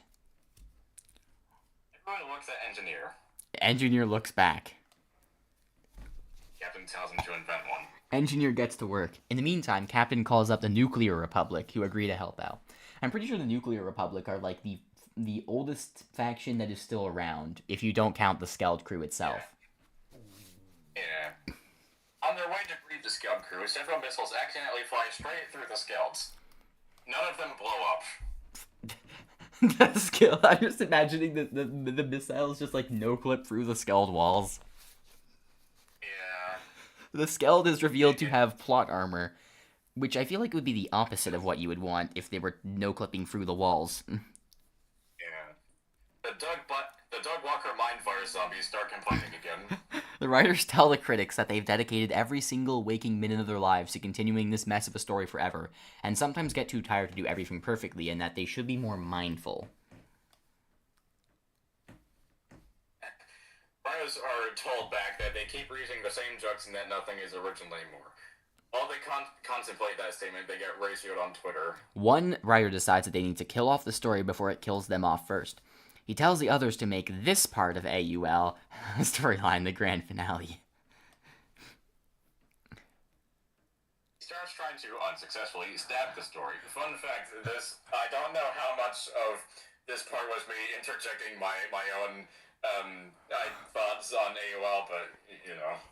Honestly, I feel like we did that a lot back then. Yeah, we did, didn't we? His mind reminds his body that he didn't mean it literally. The others complain that this is too abrupt of a decision. The writer asks if the others would rather the story keep dragging on forever. Gametoons interjects and says, yes, as long as we're making money from it. Yeah, see, right here. The others tell them that they'd rather not cut straight to the final confrontation in the span of 0.2 seconds. Also, the Gametoons executive is shepherded out of the discussion room for interrupting. Gametoons starts turning capitalist. I guess they weren't already, even though they were literally a business. It already was. Yeah. The one writer who suggested ending the story asks what the better way of doing things is. The others suggest having a less jarring end scene. At this point, I think I was just deliberately writing this writer to be obnoxious. Yeah. The writer jokingly writes the end on the script and prematurely ends AUL by accident. This is retconned. Gametoons is furious at the writer for getting the retcon. The ratings dropped yet again. Oh, it's this classic. It's this classic quote. Oh my god. Said warrior is then throttled, impaled, drowned, poisoned, stabbed, impaled again, and suffocated, not necessarily in that order. Somehow he lives, just not very comfortably. He then gets a fatal paper cut. Once their death is... This is an iconic quote. This is probably one of the most iconic AUL quotes. He then gets a fatal paper cut. Once their death is retconned, Gametoons tells the writers to stop retconning things or the ratings will drop again. Meanwhile, Engineer accidentally creates a sentient evisceration device. He also accidentally sets it loose. During an Among Us game, he manages to leech onto Player, the imposter. Player's spells are then forcefully expelled from his body. Well, that's nice. Needless to say, crewmates win. Player's bells are still lying on the floor. Veteran mistakes them for a sleeping bag and opposite sides a pile of bells. It somehow works as a sleeping bag. Once Player tells Veteran what he's actually laying in, he forces the bells back into Player. Unfortunately, already a gold colony growing on them. To make matters worse, Veteran pissed himself in his sleep. Why did I write that? I don't... Who knows? Why do we write AUL? Actually, that's a better... Why did we write this at all? Yeah. Dude, this started from bath salts. It started from Technoblade training Player on how to not lose Among Us. Jesus Christ. I love how the simple premise turned into this shit. Who knows? The mold starts manhandling Player's skeleton, which just consists of a singular bone. Naturally. Yeah. The bone becomes sentient and starts fighting the mold, all inside Player's body. In order to fight the mold, the bone starts pushing out mold-infested organs. They are ejected from his body, and none of them are the imposter. The plan worked at the cost of Player having been reduced to a pile of sludge. Veteran shoves replacement organs in his body and calls it a day, which I feel like would be medical malpractice. You know, who cares? The reply to start trying to claim regions of Player's body. One creates a... just so it can claim it. Player asks the writers to retcon everything, but they reply by saying they can't risk killing the ratings even more. A Player, frustrated, uses Engineer's tech to warp himself out of the story and retcon his own situation. Wait, that just casually exists? That's a thing? I don't know. But this creates a horrendous retcon paradox. The Dog Walker Mind Virus zombies start squeezing Player over a jar and harvesting his fluids. They of course lose their jobs, as this is undoubtedly a violation of one or more laws. However, the new critics don't have any different opinions on the state of AUL from the previous ones. The writers step in to fix the paradox, and Player winds up alright back in the story, but is warned strictly not to cause an issue like that again. He doesn't listen. The writers facepalm so hard, their hands shatter. They have to buy new hands to continue writing the story. His juices are still there, by the way. I'm just gonna... I think we should... those two messages. Let's just ignore all of this, actually. Yeah. Where do we cut to? I don't think any of this actually has anything to do with the main plot. There's a few messages, actually, and it's Theo. I'm at August 30, 2021. Yeah, okay. The writers come to a collective decision after a while of thinking about the constant criticism AUL is receiving. They decide to announce that they no longer care and will continue writing the story the way they want, regardless of how people will react to it. Gametoons is furious, but the writers threaten to quit if the company doesn't let them do things their way. Since Gametoons doesn't want to lose its best property, they concede. The Dog Walker Mind Virus zombies break into the room and collectively throw one bomb into it. The bomb despawns. Unfortunately, the bomb telefrags back to the critics right before exploding. This is never explained. Sad. Player and the gang decide they need to stop the Tumors and the Gregorys once and for all. The only issue is that they don't have a plan. Veteran that gets confused and instead shows the Tumors White Mirror. Nothing caused him to get confused, he just did. The Tumors confuse it with Gray Mirror. In return, the tumors show the player Pink Mirror. Player is surprised to find that Pink Mirror is actually quite a well-crafted story and leaves a positive review on Letterboxd. As the tumors are aggressively and dangerously masculine, in addition to being Andrew Tate stands, they fell upon the very...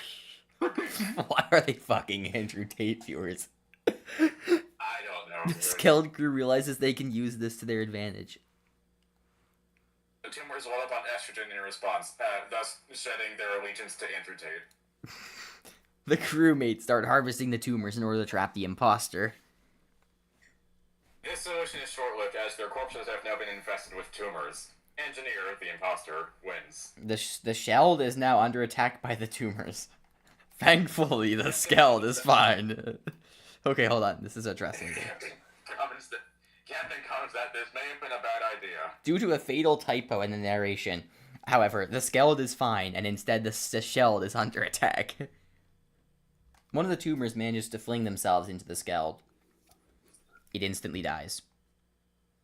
The writer responsible for the typo has his organs rearranged. One of the crewmates in the shell becomes an asymptomatic carrier of the tumors, causing an outbreak as they arrive at the skeld. I don't even think that's how the tumors work. They all contract a very fatal case of the common colds. Crisis is averted. Grigor, mad that his prank has failed, starts continuously manhandling the story until the writers give up and let the skeld crew suffer a case of the tumors. In the context of AUL, I'm pretty sure the first one, yeah, whatever. Just random explanation. Shit, I clicked off. Okay. Oh, we're fine. We're good. This does not happen.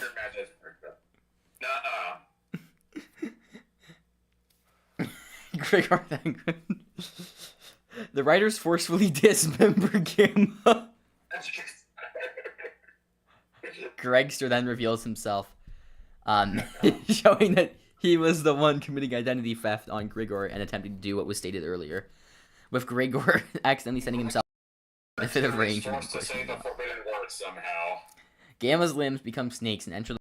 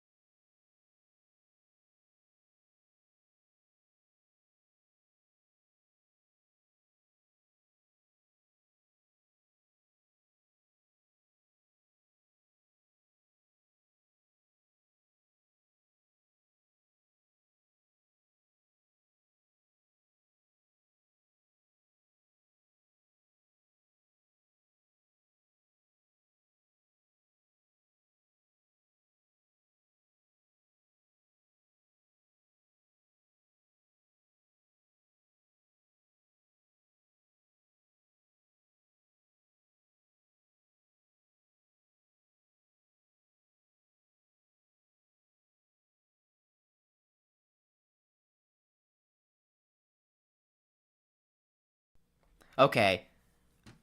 Are we good now? We're good now. We're good. My mic just temporarily broke for whatever reason. It did the yoinky splunky. It did. It hit the yoinky splinky a bit too hard. Yeah. Alright, so we were at Gamma's limbs become snakes. The people at the Seveld and now have to deal with the snake infestation. I don't know what the fuck the Seveld is, but whatever. They suffocate in the vacuum of space. This does not happen. Okay, thank you, Gamma. The Skeld crew resorts to removing the snakes from the Skeld in order to remove the snakes from the Skelds. With great success. They then realize that the Seveld was suffering the infestation, not the Skeld. Gamma is dismembered yet again for this typo. He is then undismembered because the typo was intentional. He is re-dismembered because it was still a typo. Gamma's limbs then become snakes once again, and they start terrorizing the shelf. Whatever the fuck the shelf is. The writers like the shelves to be infested as they can't be bothered to deal with the fucking snakes, dude. The shelf then turns into Mario and ground pounds on the snakes. was forced out of the building for less than ideal medical practices. He then BLJs into the JC. It's a parallel universe where he is no longer able to I thought the concept of parallel universes was eliminated earlier. I don't know, dude. The parallel universe then collapses, killing Mario permanently. Luigi takes his place. Okay, there's some, do we want to read the stuff about, banned from free ham sandwich day for mom? What the fuck? I don't know. I'm not gonna touch that. The frustrated tumors return to their home planet of a bread that Soldier has done nothing but teleport for 30 days. That wasn't a typo. Soldier just didn't learn his lesson the first time. Theopold is then banned from Free Ham Sandwich Day for mini-modding. Whatever the fuck that means. The pigs throw a riot, angry that their own flesh and blood is being made into sandwiches and handed out for free. Theopold is then banned from Free Vegan Ham Sandwich Day for mini-modding. The plants, fruits, and vegetables then throw a riot, angry that their young are being killed, eaten, and made into ham. That's not how ham is made. Well, I guess technically, yes, it is.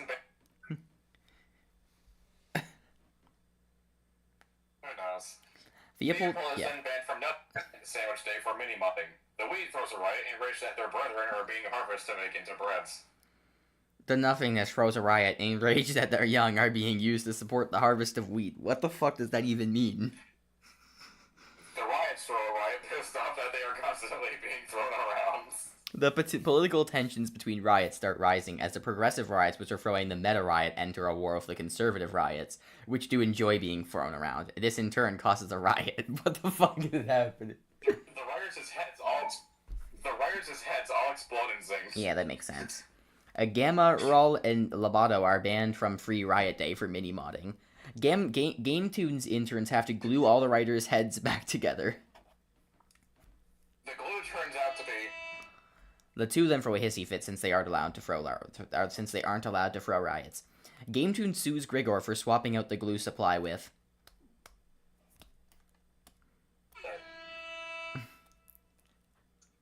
As Grigor didn't technically know they would actually use the glue, the charges are drops.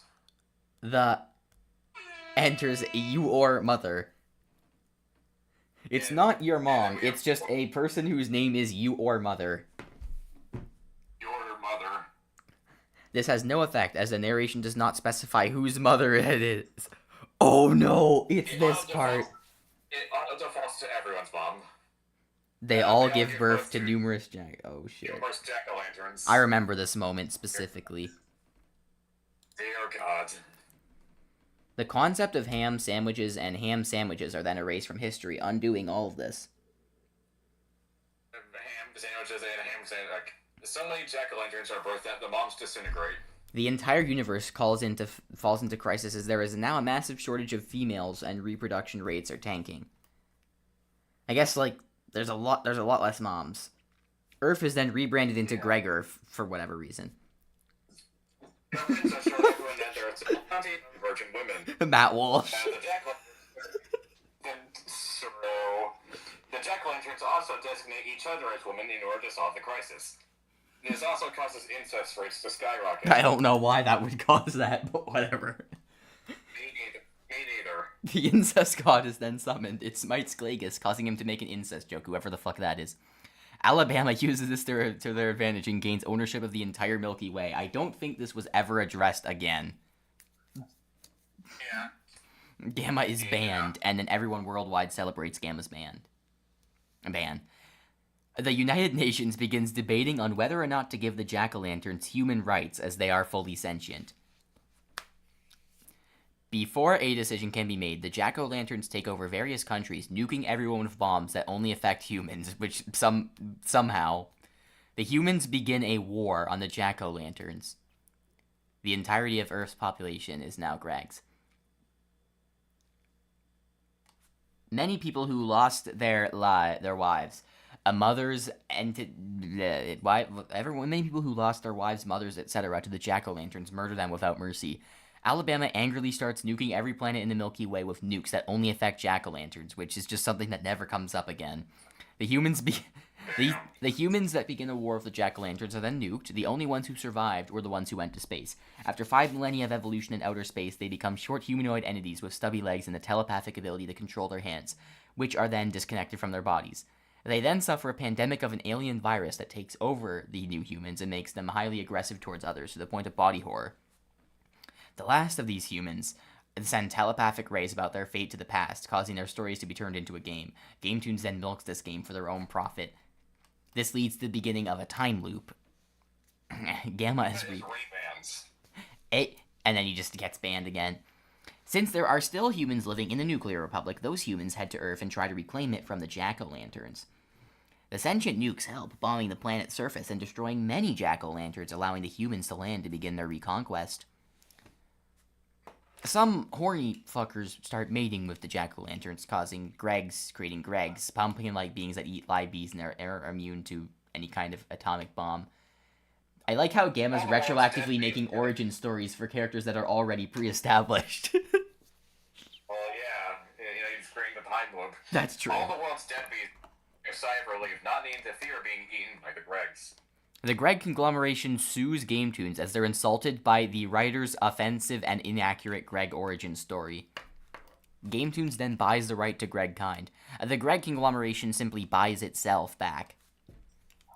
They then create a highly sentient, everlasting pill bug that after 5 millennia makes an RP server in the past in order to tell us about the future.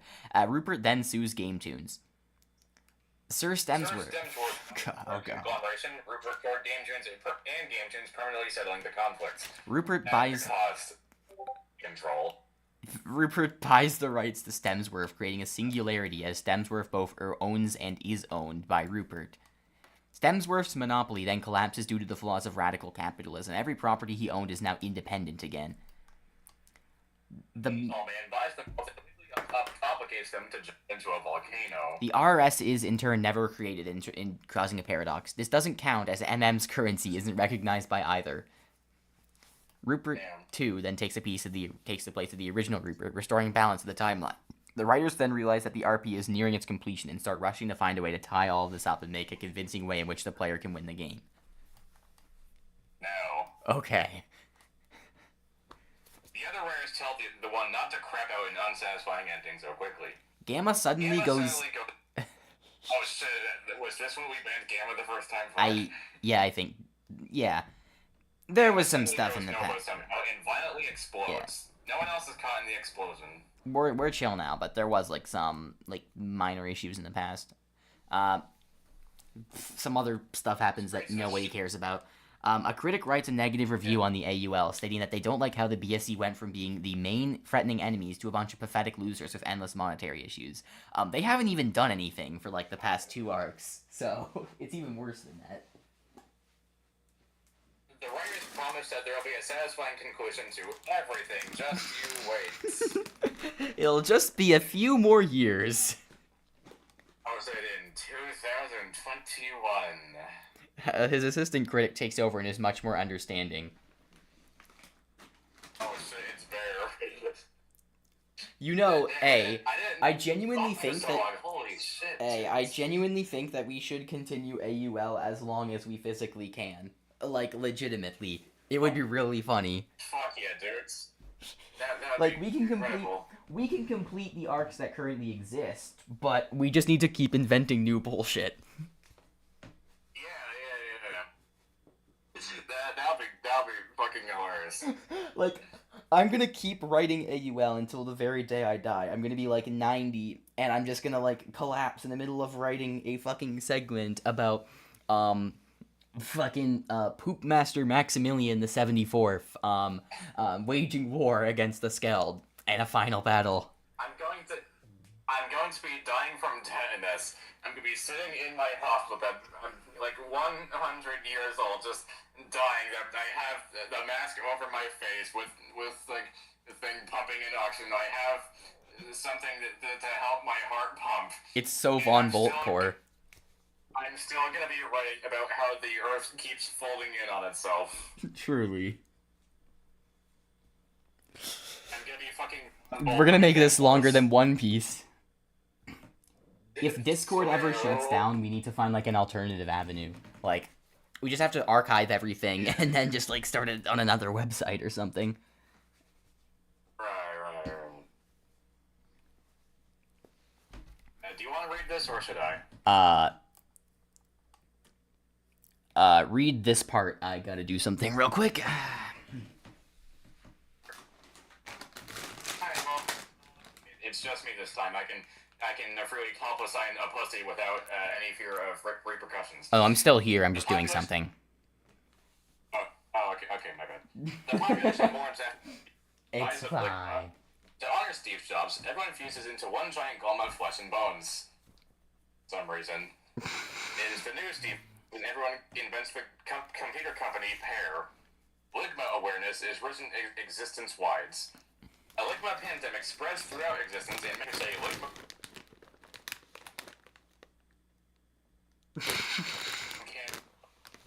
They are instantly killed upon learning the answer. When people hear about this, the answer of John and Kansas are further deaths ensue. Some shit-ass named Hunter propagates Friday Night Funkin' and comments on how it should earn Game of the Year this year. Amidst the chaos, two new diseases emerge, Bufa and Sugma. Player disregards outside events and goes back to playing Uno. Bufa and Sugma merge to become a super bug, which is named Ice Welcome. Everyone dies. Everyone dies. Then people get the bright idea to stop dying. Wait, why haven't people done that in real life? I know, right? Only the legendary hero Kid Amogus can save the day now. Homeless people decide to buy a house. One of the AUL writers admits to the public press that they're running out of ideas. A reporter asks this writer if there were even ideas in the first... Wait, this is 2022. Holy shit, we're getting closer. Holy shit. Dude. Hey, I think there's actually a decent chance if we keep going, if you switch to the headset mic and we continue on after your mom gets home, we might actually hit Frozen Earth. Holy shit, dude.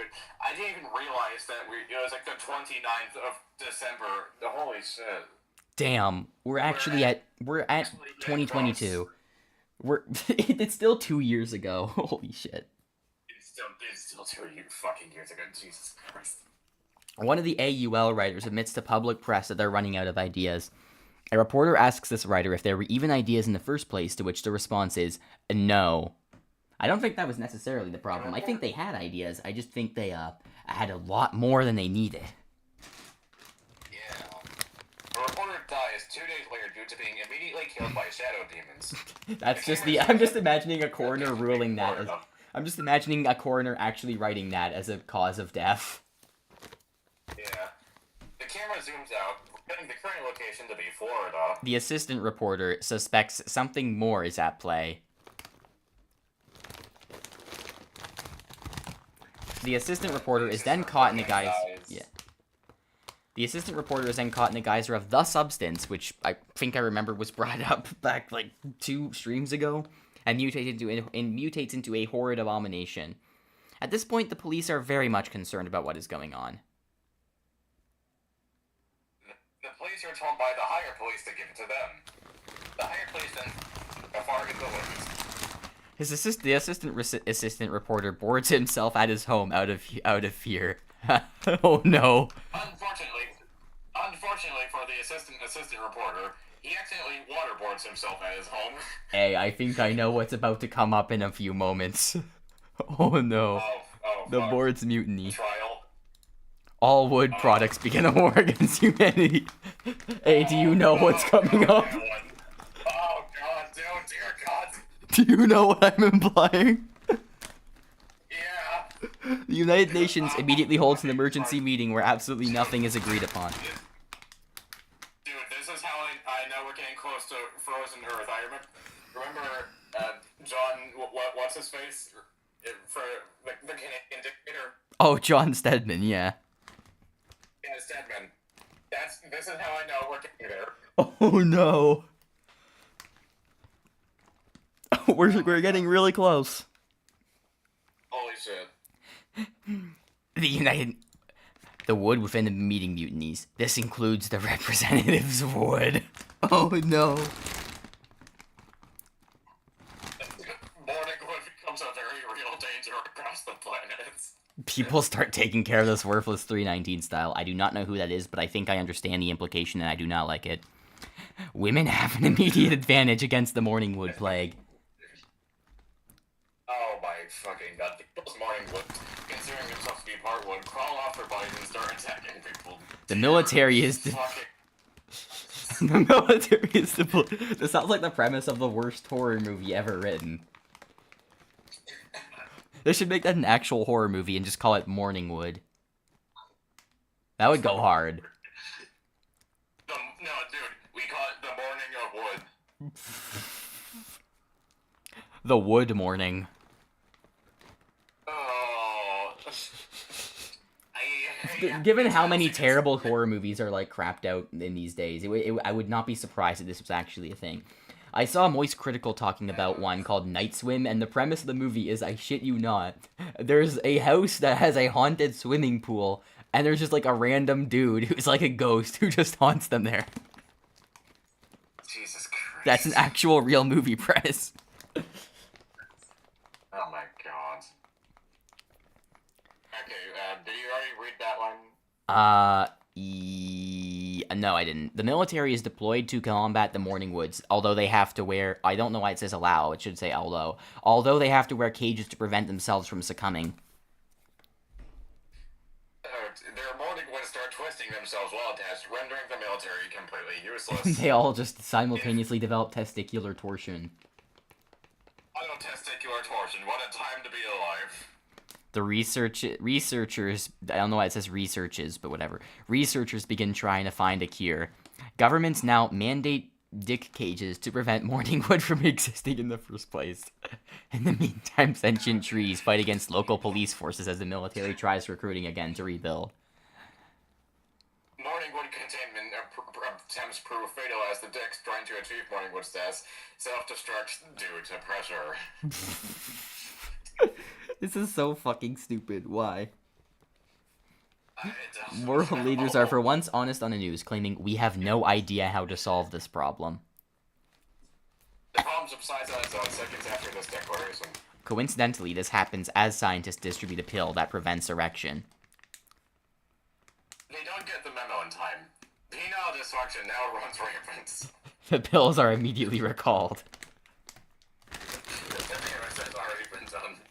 Hundreds of scientists and doctors are arrested by the police for their failures. This causes the healthcare system to crash. I feel like there are more scientists and doctors than just hundreds in the world. You know, the police is arrested for being failures. Suddenly there is no police force. Crime is now legal. Thanks, Ben Shapiro. Amazing. I still can't get over how Ben Shapiro unironically suggested banning crime. The sentient trees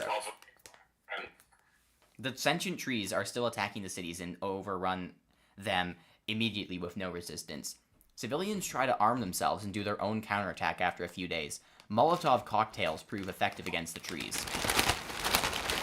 Unfortunately, no one checks what their weapons are actually made of. A good portion of armed civilians die as a result of using wooden weapons. I don't know why you would ever use a wooden weapon. I guess if you were using like a club or a bat or something like that. Or a hockey stick. Maybe. That makes sense. Those who arm themselves with firearms are still fine for now. Meanwhile, countless people are forced out of their homes by sentient wooden furniture. The majority of the global population is now homeless. At this point, though, the military is done repairing and is once again deployed to fight off the sentient wood army. Or they would be. Their opponents had declared themselves wood as well. Once again, down. That's just kind of the thing that happened. World leaders resort to trying to negotiate with the wood leaders to come to a peace agreement. World leaders and the wood leaders is really funny to think about. A tree walks into the UN headquarters in NYC to negotiate. The delegates are quick to realize they don't actually understand what the tree is trying to say. Translators are brought in, only for them to also be useless since there is no official tree language.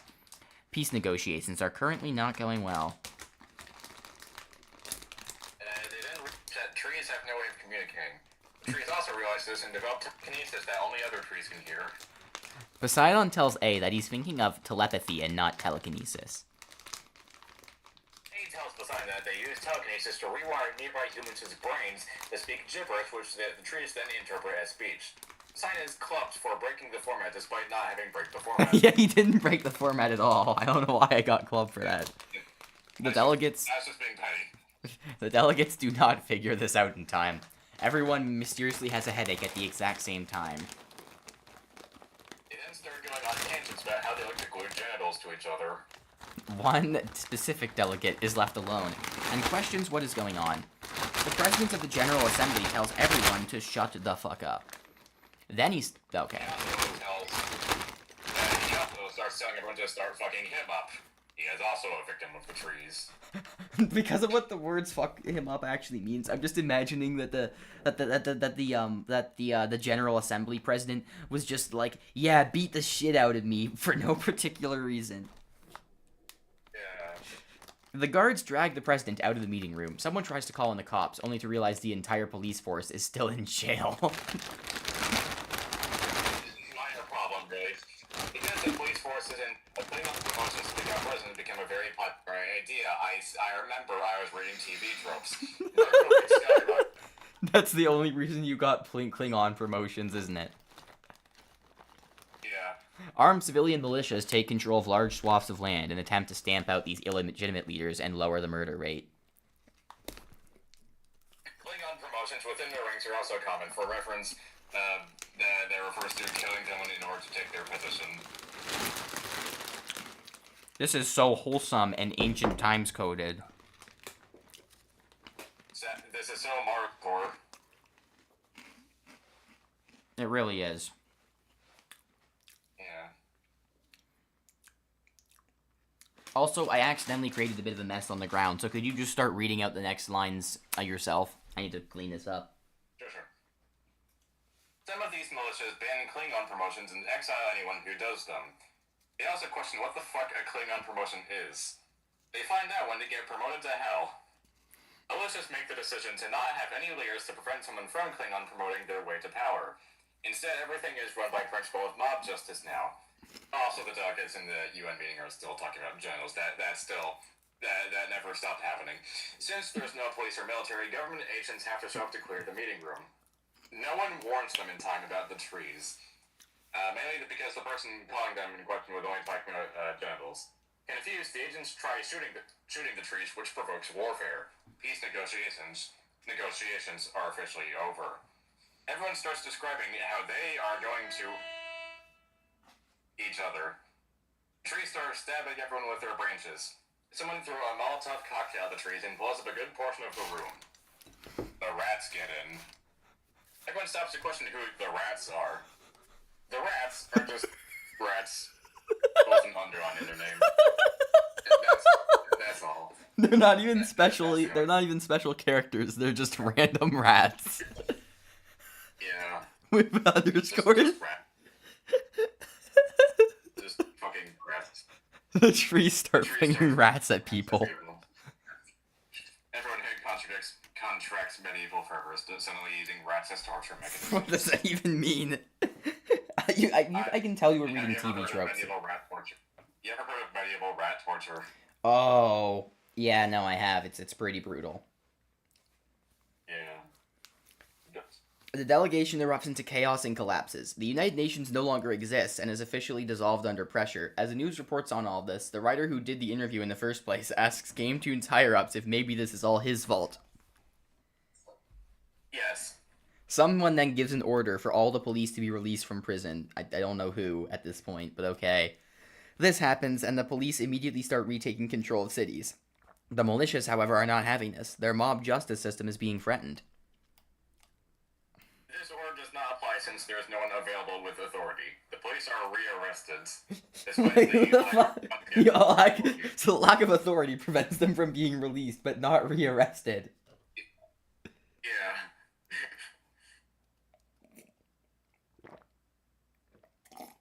I guess the implication is that they just arrested themselves, or like something like that.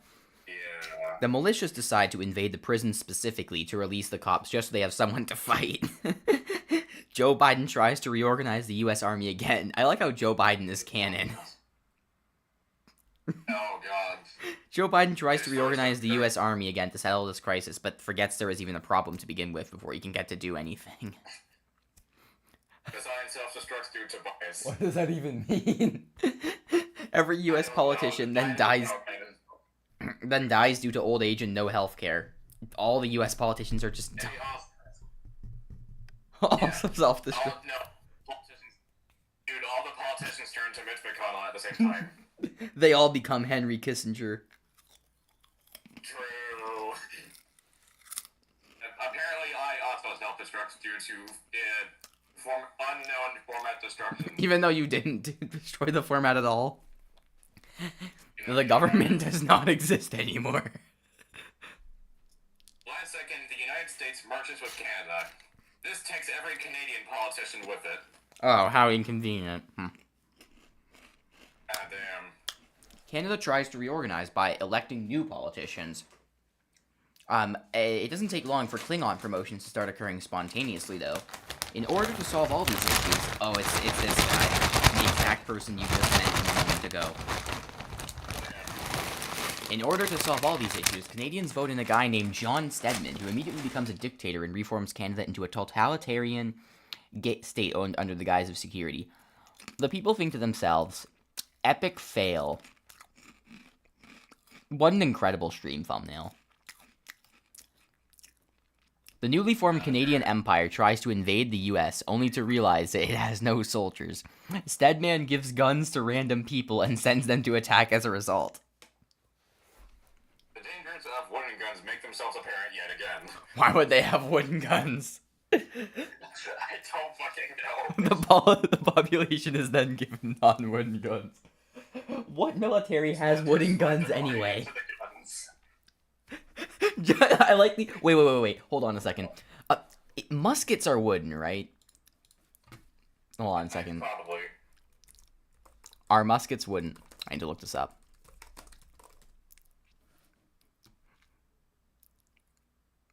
Yeah, they have wood in them, so I guess that makes sense.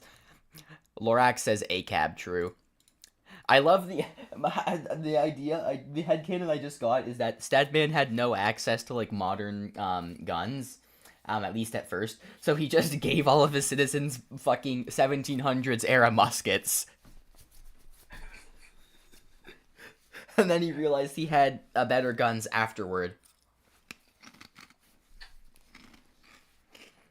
The population is then given non-good wooden guns. I think I read that already, actually. The Canadian Empire launches an attack on the US, but faces too much resistance from the militias and the police, who are still fighting each other at the same time. The death rate has never been higher, despite the fact that Earth was nuked before. Which, by the way, I don't think was actually undone. Damn. That just happened off screen. We're getting into Frozen Earth, dudes. We're getting so close to Frozen Earth. The death rate has never been higher. At this rate, the sentient wood beings don't even have to do anything. People are just killing each other. Good news is, though, scientists have finally developed a cure for tree telekinesis. It's a little late for that now, but they did it. Bad news. The trees developed telepathy. People now find themselves able to talk to trees. Telepathy only between trees, actually. A is murdered for not specifying earlier. Poseidon is murdered for assuming trees talk by transmitting the equivalent of radio waves for everyone to hear, rendering telepathy useless to an extent. Both of them are then double murdered for breaking the format, which they didn't. It's reported as a double kill. Players blamed for it. I think breaking the format refers to us. Like, refers to us as narrators. Oh, that makes sense. Unfair. I think it's become referring to people in the first person at this point. Yeah. Unfair. Player is clear. Oh, I saw him do the vet. That's Australian. Unfair. Player is clear. No, that's Canadian. That's just my regular voice. Unfair. Player is clear. I saw him do the vent task. Unfair. Player is clear. Saw him do the vent task. It took me a moment to get the accent right. Gentleman is vote kicked for format breaking and not realizing the vent task was off. The gentleman attempts to buy Gametoons and change the rules. He then realizes he's in crippling debt already. His limbs don't realize in time. Oh yeah, the tumors just still have the BSC and Greg's puppeted for fucking reason. Oh yeah. The military is finally reorganized again, only to realize that there is no more government. They just split up among other factions now. Those who remain in the military become known as the Great Legion, which, okay. The Great Legion inexplicably becomes a hive mind. Many members of the military defect as this wasn't part of their plan. And they then defect as they are assimilated into the hive minds. Thousands of former military soldiers who went to the other factions start a campaign to reclaim their friends from the hive mind. They ask the Canadian Empire to help them, but Steadman refuses to get involved on the grounds that he'd just be putting his people at risk of the hive mind, which you probably should have thought about before sending your people to invade America. You know. The hive mind... Okay, you can read that. The hive mind then realizes that this is a Crimson world and that the Calamity mod hasn't even been installed, so it ceases to exist. The ex-military soldiers don't get the memo in time and accidentally attack their friends. They are then sentenced to eternal damnation. As there is no government or legal system to punish them, the soldiers are confused as to how they are being sentenced. They then turn around. There's nothing behind them. They're just looking around. One soldier suggests that maybe the real legal system was the friends we made along the way. That particular soldier has all of their ribs welded together. The others are in fear, wondering how this happened. Researchers are brought in to determine how the soldier's ribcage was inexplicably welded together. Many suspect an otherworldly force is at play. One researcher hypothesizes that they are in a fictional story and the writers are using Diabolos Ex Machinas to prevent them from derailing the story. They then transform into a nutcracker. The other researchers conclude that they were right on the money. They also transform into random toys. The Nutcracker decides to revoke his hypothesis and instantly turns human again, thus proving this his hypothesis. The researcher then spontaneously has an ultra-dimensional heart attack, killing all versions of him in every universe at every point in time in every multiverse. Holy shit, this is so Lord English core. I can't wait until I've read all of Homestuck and I finally understand what these jokes mean. We should totally do a read-aloud series of Homestuck. That'd be great. Just watch out for all the usage of the words. Oh yeah. You know. Eventually, people of Earth decide to host a giant party for absolutely no reason. Feels like a pretty bad time. Universal chunk errors cause the party to be celebrated in the name of masturbation. It quickly subsides. It then starts back up with passion. The party organizers start trying to backtrack when they realize what's happening. Too late. The government tries to send in the police to stop the parties from going too far. The police get swept up in masturbation for more. Eventually, the incident spreads to all of Earth. A new pandemic is declared, called the Masturbenic. Evangelicals hide in their basements out of fear of being corrupted. I forgot. Oh no, Evangelion, fuck you. God. No, not this. No, what comes under this message is even worse. I'm not even reading that aloud. Ankh is subsequently stabbed, suffocated, drowned, impaled, drawn, and quartered all at once. Ow. Oh my fuck you, eh? Scientists begin running experiments in which two sample groups of people are taken, and one of them have cages placed on their dicks so they can't masturbate. Well, that's nice. It quickly becomes apparent that they have learned from their previous mistakes. The scientists break the fourth wall, asking the narrators what the fuck that means and demanding less vagueness. Many other characters rally behind this cause, forming the Characters Union. They are then reminded of the 2020 to Morning of the Wood incidents. The Characters Union disbands out of embarrassment. Another one forms immediately. Because the first one was formed to ride behind the aforementioned cause, no one knows what to do for this one. It just ends up being a random club. Damn. The United Nations, finally planning and putting an end to the Masturbenic, decides to pass an international law banning masturbation for good. people disobey it.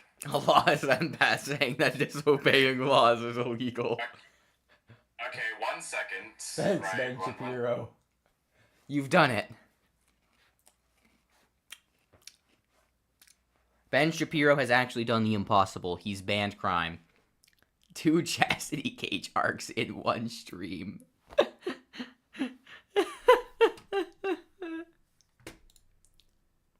Holy shit, I think he's getting the headset mic. I think he's actually getting the headset mic. My god. He's really getting the headset mic, isn't he?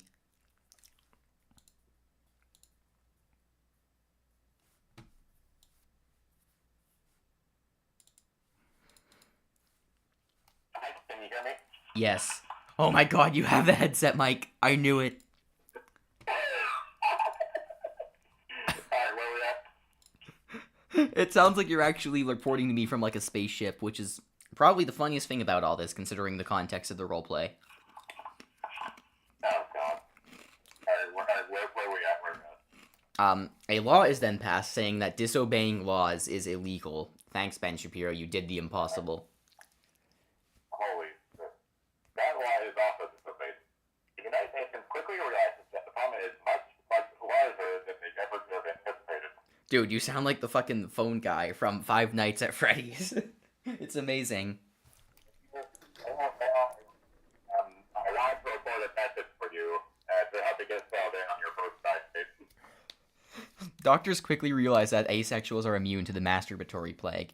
The UN takes note and begins recruiting asexuals for its military forces, intending to use said forces to more harshly enforce the law. It's interesting that they're trying to use military forces to stop the pandemic. But then they remember that as long as they only deploy asexuals, they'll be fine.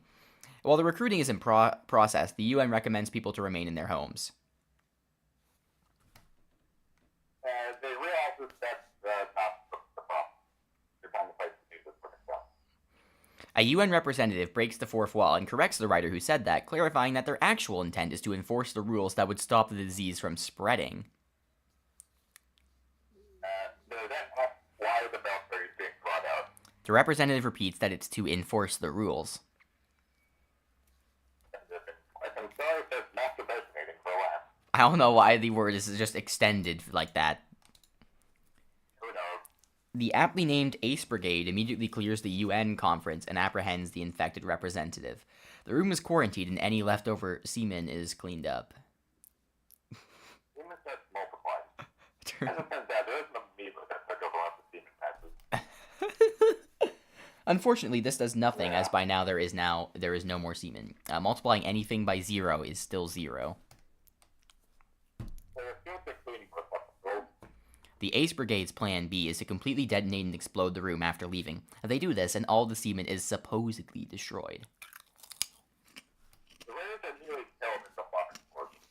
Suddenly, the entire world begins to crumble. The Ace Brigade is formally renamed to the Ass Brigade. Gametoons undoes its decision because it fears being accused of discriminatory behavior towards asexuals. I guess that makes sense.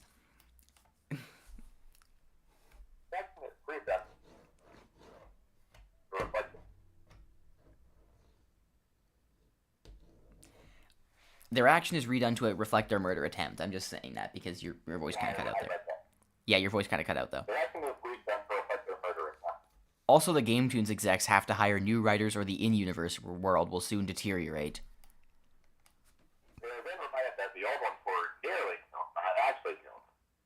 They don't get the memo on time. A second team of writers is outsourced from Pakistan. The first team of writers takes a while to heal, but then they come back. They ask what the fuck is going on. A Gametoons explains the screw-up, and the writers are not impressed. The original team of writers decides to file a lawsuit against Gametoons, putting the story on hold indefinitely. The writers eventually win the lawsuit and gain a lot of money off of it before leaving the company. This leaves the second team of writers outsourced from Pakistan as the only writers of AUL. Immediately, the BSE renames itself to Pakistan, and its economy recovers rapidly while still being puppeted by the tumors. My headcanon is just that the tumors just fucking decided to leave at some point. They're just like terrorizing people in the expansive space elsewhere. Yeah, and so are the Gourds. And the Gregories. Yeah, they're just kind of just still chilling. And, Someone tapes a piece of paper over their new name. Oh, sorry, that's your line. Someone tapes a piece of paper over their new name and writes BSC on the paper. The economy immediately plummets. To make matters worse, the actual country Pakistan sues the BSE for copyright infringement and costs them even more money. The lawsuit is hosted by the Gregg conglomeration, which apparently is fine now, with representatives from both sides. It's decreed that the BSE is not allowed to change its name to Pakistan again for copyright reasons.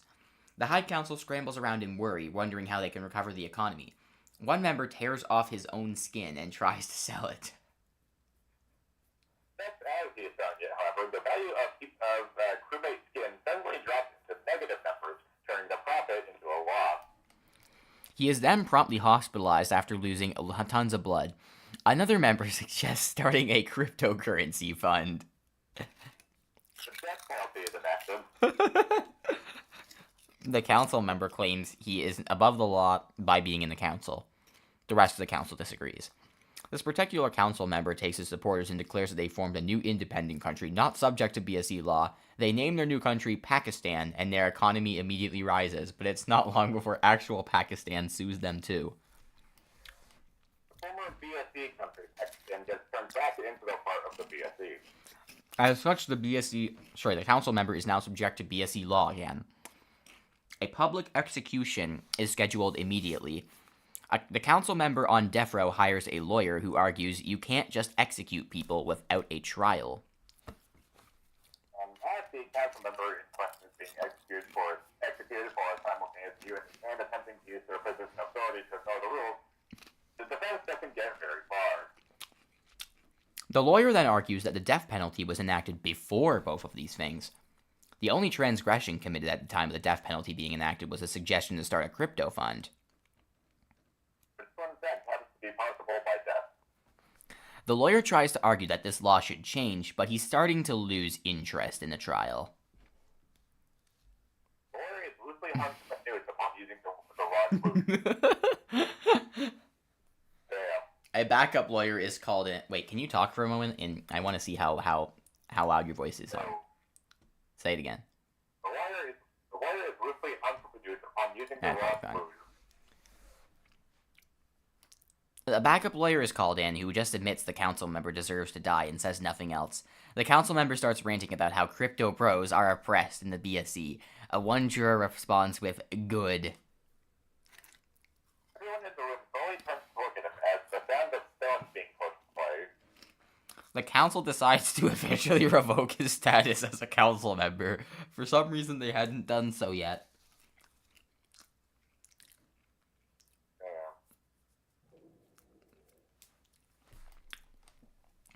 This reminds me of the time when James Somerton made up a lie about how, like, in one trial, the prosecutors were booed for trying to convict a murderer of, like, some gay person.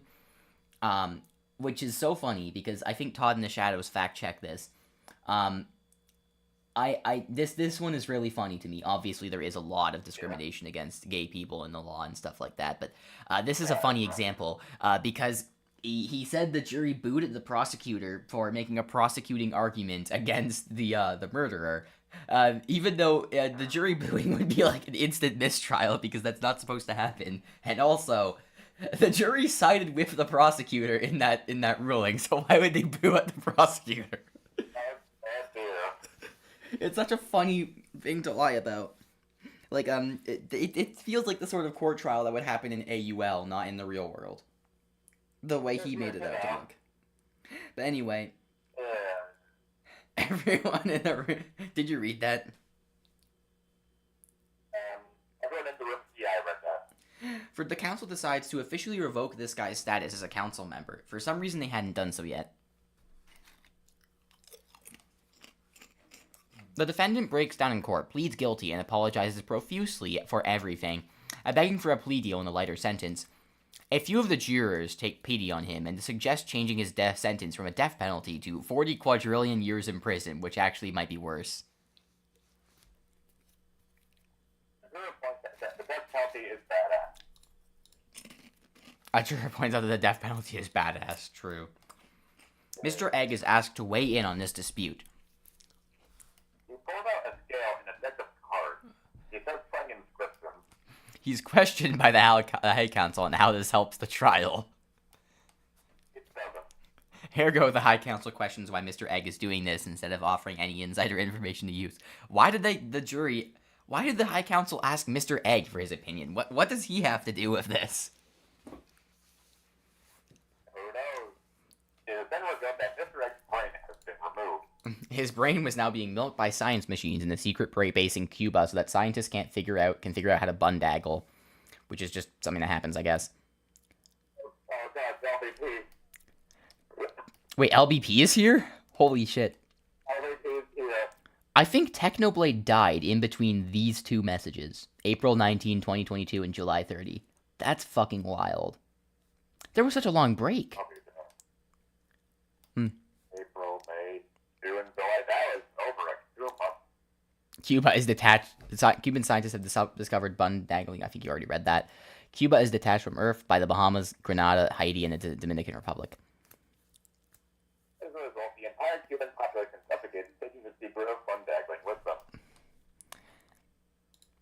Fortunately for the Cubans, they haven't had a census in 5 decades. Only those on the old census suffocate. The rest survive after Fidel Castro II erects a massive dome around Cuba, which I don't know where he's from, but whatever. You know, so yeah. The surviving population realizes that they no longer have water and soon die of thirst. The United Nations, shocked at how a country they become first humans. Oh, that's not that. We're skipping past that. The United Nations, shocked at how a country was just spontaneously detached from Earth by other countries, holds an emergency meeting. All the attendees is playing death metal on a boombox while vehemently headbanging. The attendee is randomly chosen. Algeria is the lucky country. He says they should do a giant nuke at Cuba because it will be metal as fuck. Algeria is made to descend into the Earth out of shame by the UN. It descends too fast and ends up breaking through the Earth's crust and going straight to the core. Algeria is a hole in the Earth. I think we're here. Oh god. I think we're at frozen Earth. Oh my god. Are we here? It only took, let me see. Let me see. It took, It only took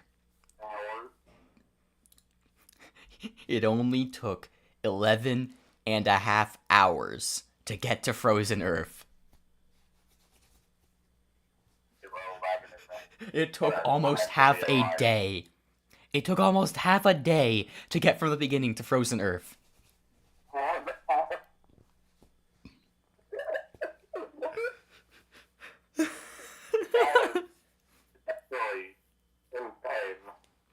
There is now an Algeria-shaped hole in the Earth. The Mediterranean Sea begins flooding into the Earth's core, which I guess is just a thing that happens.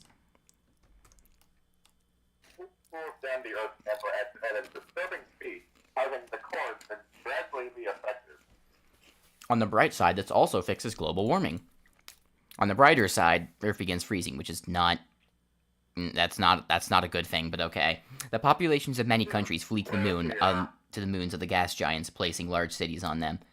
Which is just a thing that happens, I guess. On the even brighter side, the Earth's magnetic field fades and the atmosphere is stripped away by inconveniently timed solar winds.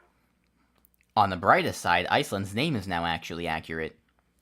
Countries like Canada and Russia managed to survive the severe cold and start setting up artificial magnetic field tech, which is somehow something they can do. For some reason. AKA a really huge fucking magnet, according to LPP. This also applies to Scandinavia. The ice dragons get really pissed because they were this close to being freed from their icy prisons before all this extra ice was added. The United Nations, now consisting of only a few countries, meets in Oslo to discuss the situation. They consider the idea of setting up a contact with the people who left Earth. Titan is settled by the refugees of Denmark. They begin harvesting Titan's natural resources. One of the refugees decides to go skinny dipping only to realize the ocean is made of oil. I'm still here. Florida is somehow still just as high as before. The Floridians take up arms to conquer the world. The very wet man, wettiest, wet's weddle, ascends into the sky. With a name like that, this was destined to happen to him. With the human population of Australia gone, the Emu Empire is established. Wait, that's been around since the beginning of Frozen Earth? Oh my god. It was the beginning of Frozen Earth, actually. The Floridians are very quickly stopped by the combined forces of the Gregs, the BSC, and Kieli's forces, which I guess apparently still exist. They just haven't... That's... They've just not exist... Whatever. By stop, I mean they completely obliterate the armies of Florida from orbit. The emus then do the same. Wait, is that how the Gregs got owned? That would be really funny if so. I guess the BSC just kind of survived. That would be hilarious. The dead Floridians turn into alligators. The emus begin to rapidly die out due to Australia now being a frozen wasteland. Governor DeSantis, that just doesn't happen though, because they still have the Emu Empire anyway, or they formed a second one. Governor DeSantis comments that all of Florida's enemies are mad because he's standing up to the woke mob. He then gets bombed from orbit. The emus begin having massive orgies in order to evolve more feathers to survive the cold. The woke mob sends 2 of their finest henchmen to scratch out the rest of DeSantis' goons. The heat differences causes them to melt and die. The BSC sets up cameras for science. So the BSC survived that, but the Gregs got owned by the Emu Empire or whatever the fuck. For no reason. That's how the Gregs originally got destroyed. That's why Ryder Posey had to go back in time to contact them. Which is just something I'm just going to drop on you with no explanation. Of course.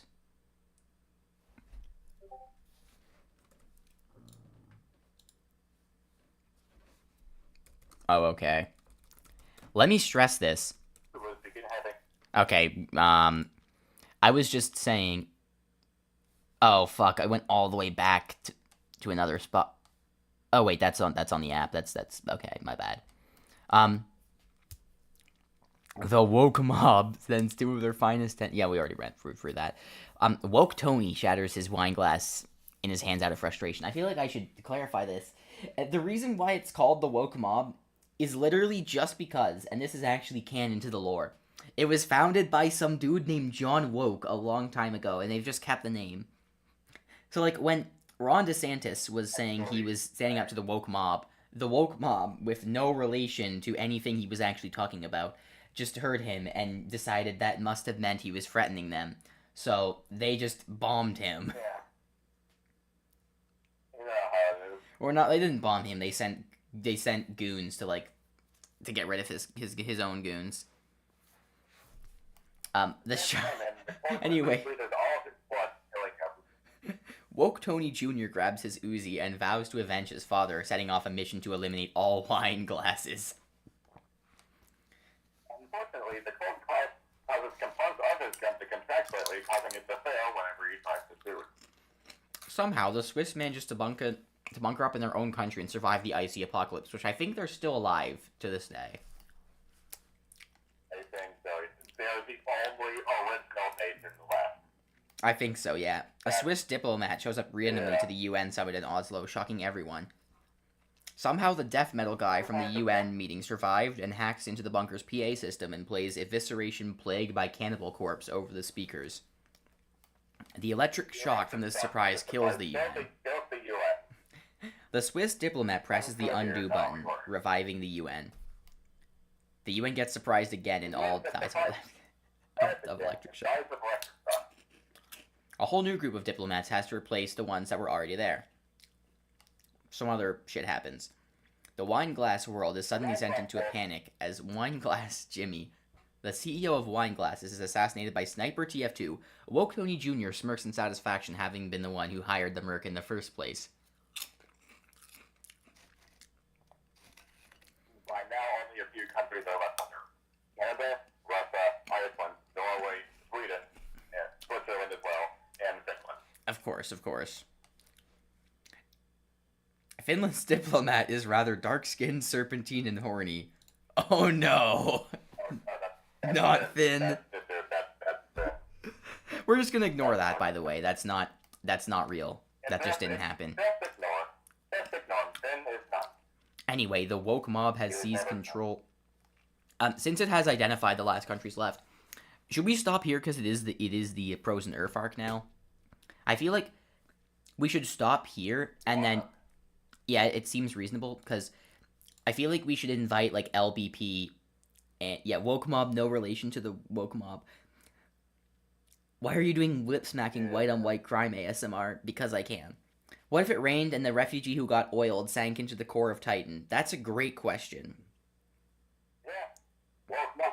No relation to the woke mob. It's true. They're literally just called that because some guy was named John Woke in the past and he founded the mob. This is actually canon. The CEO of Woke. And it doesn't even... He's the CEO of his own name, because his name doesn't actually mean anything. Yeah.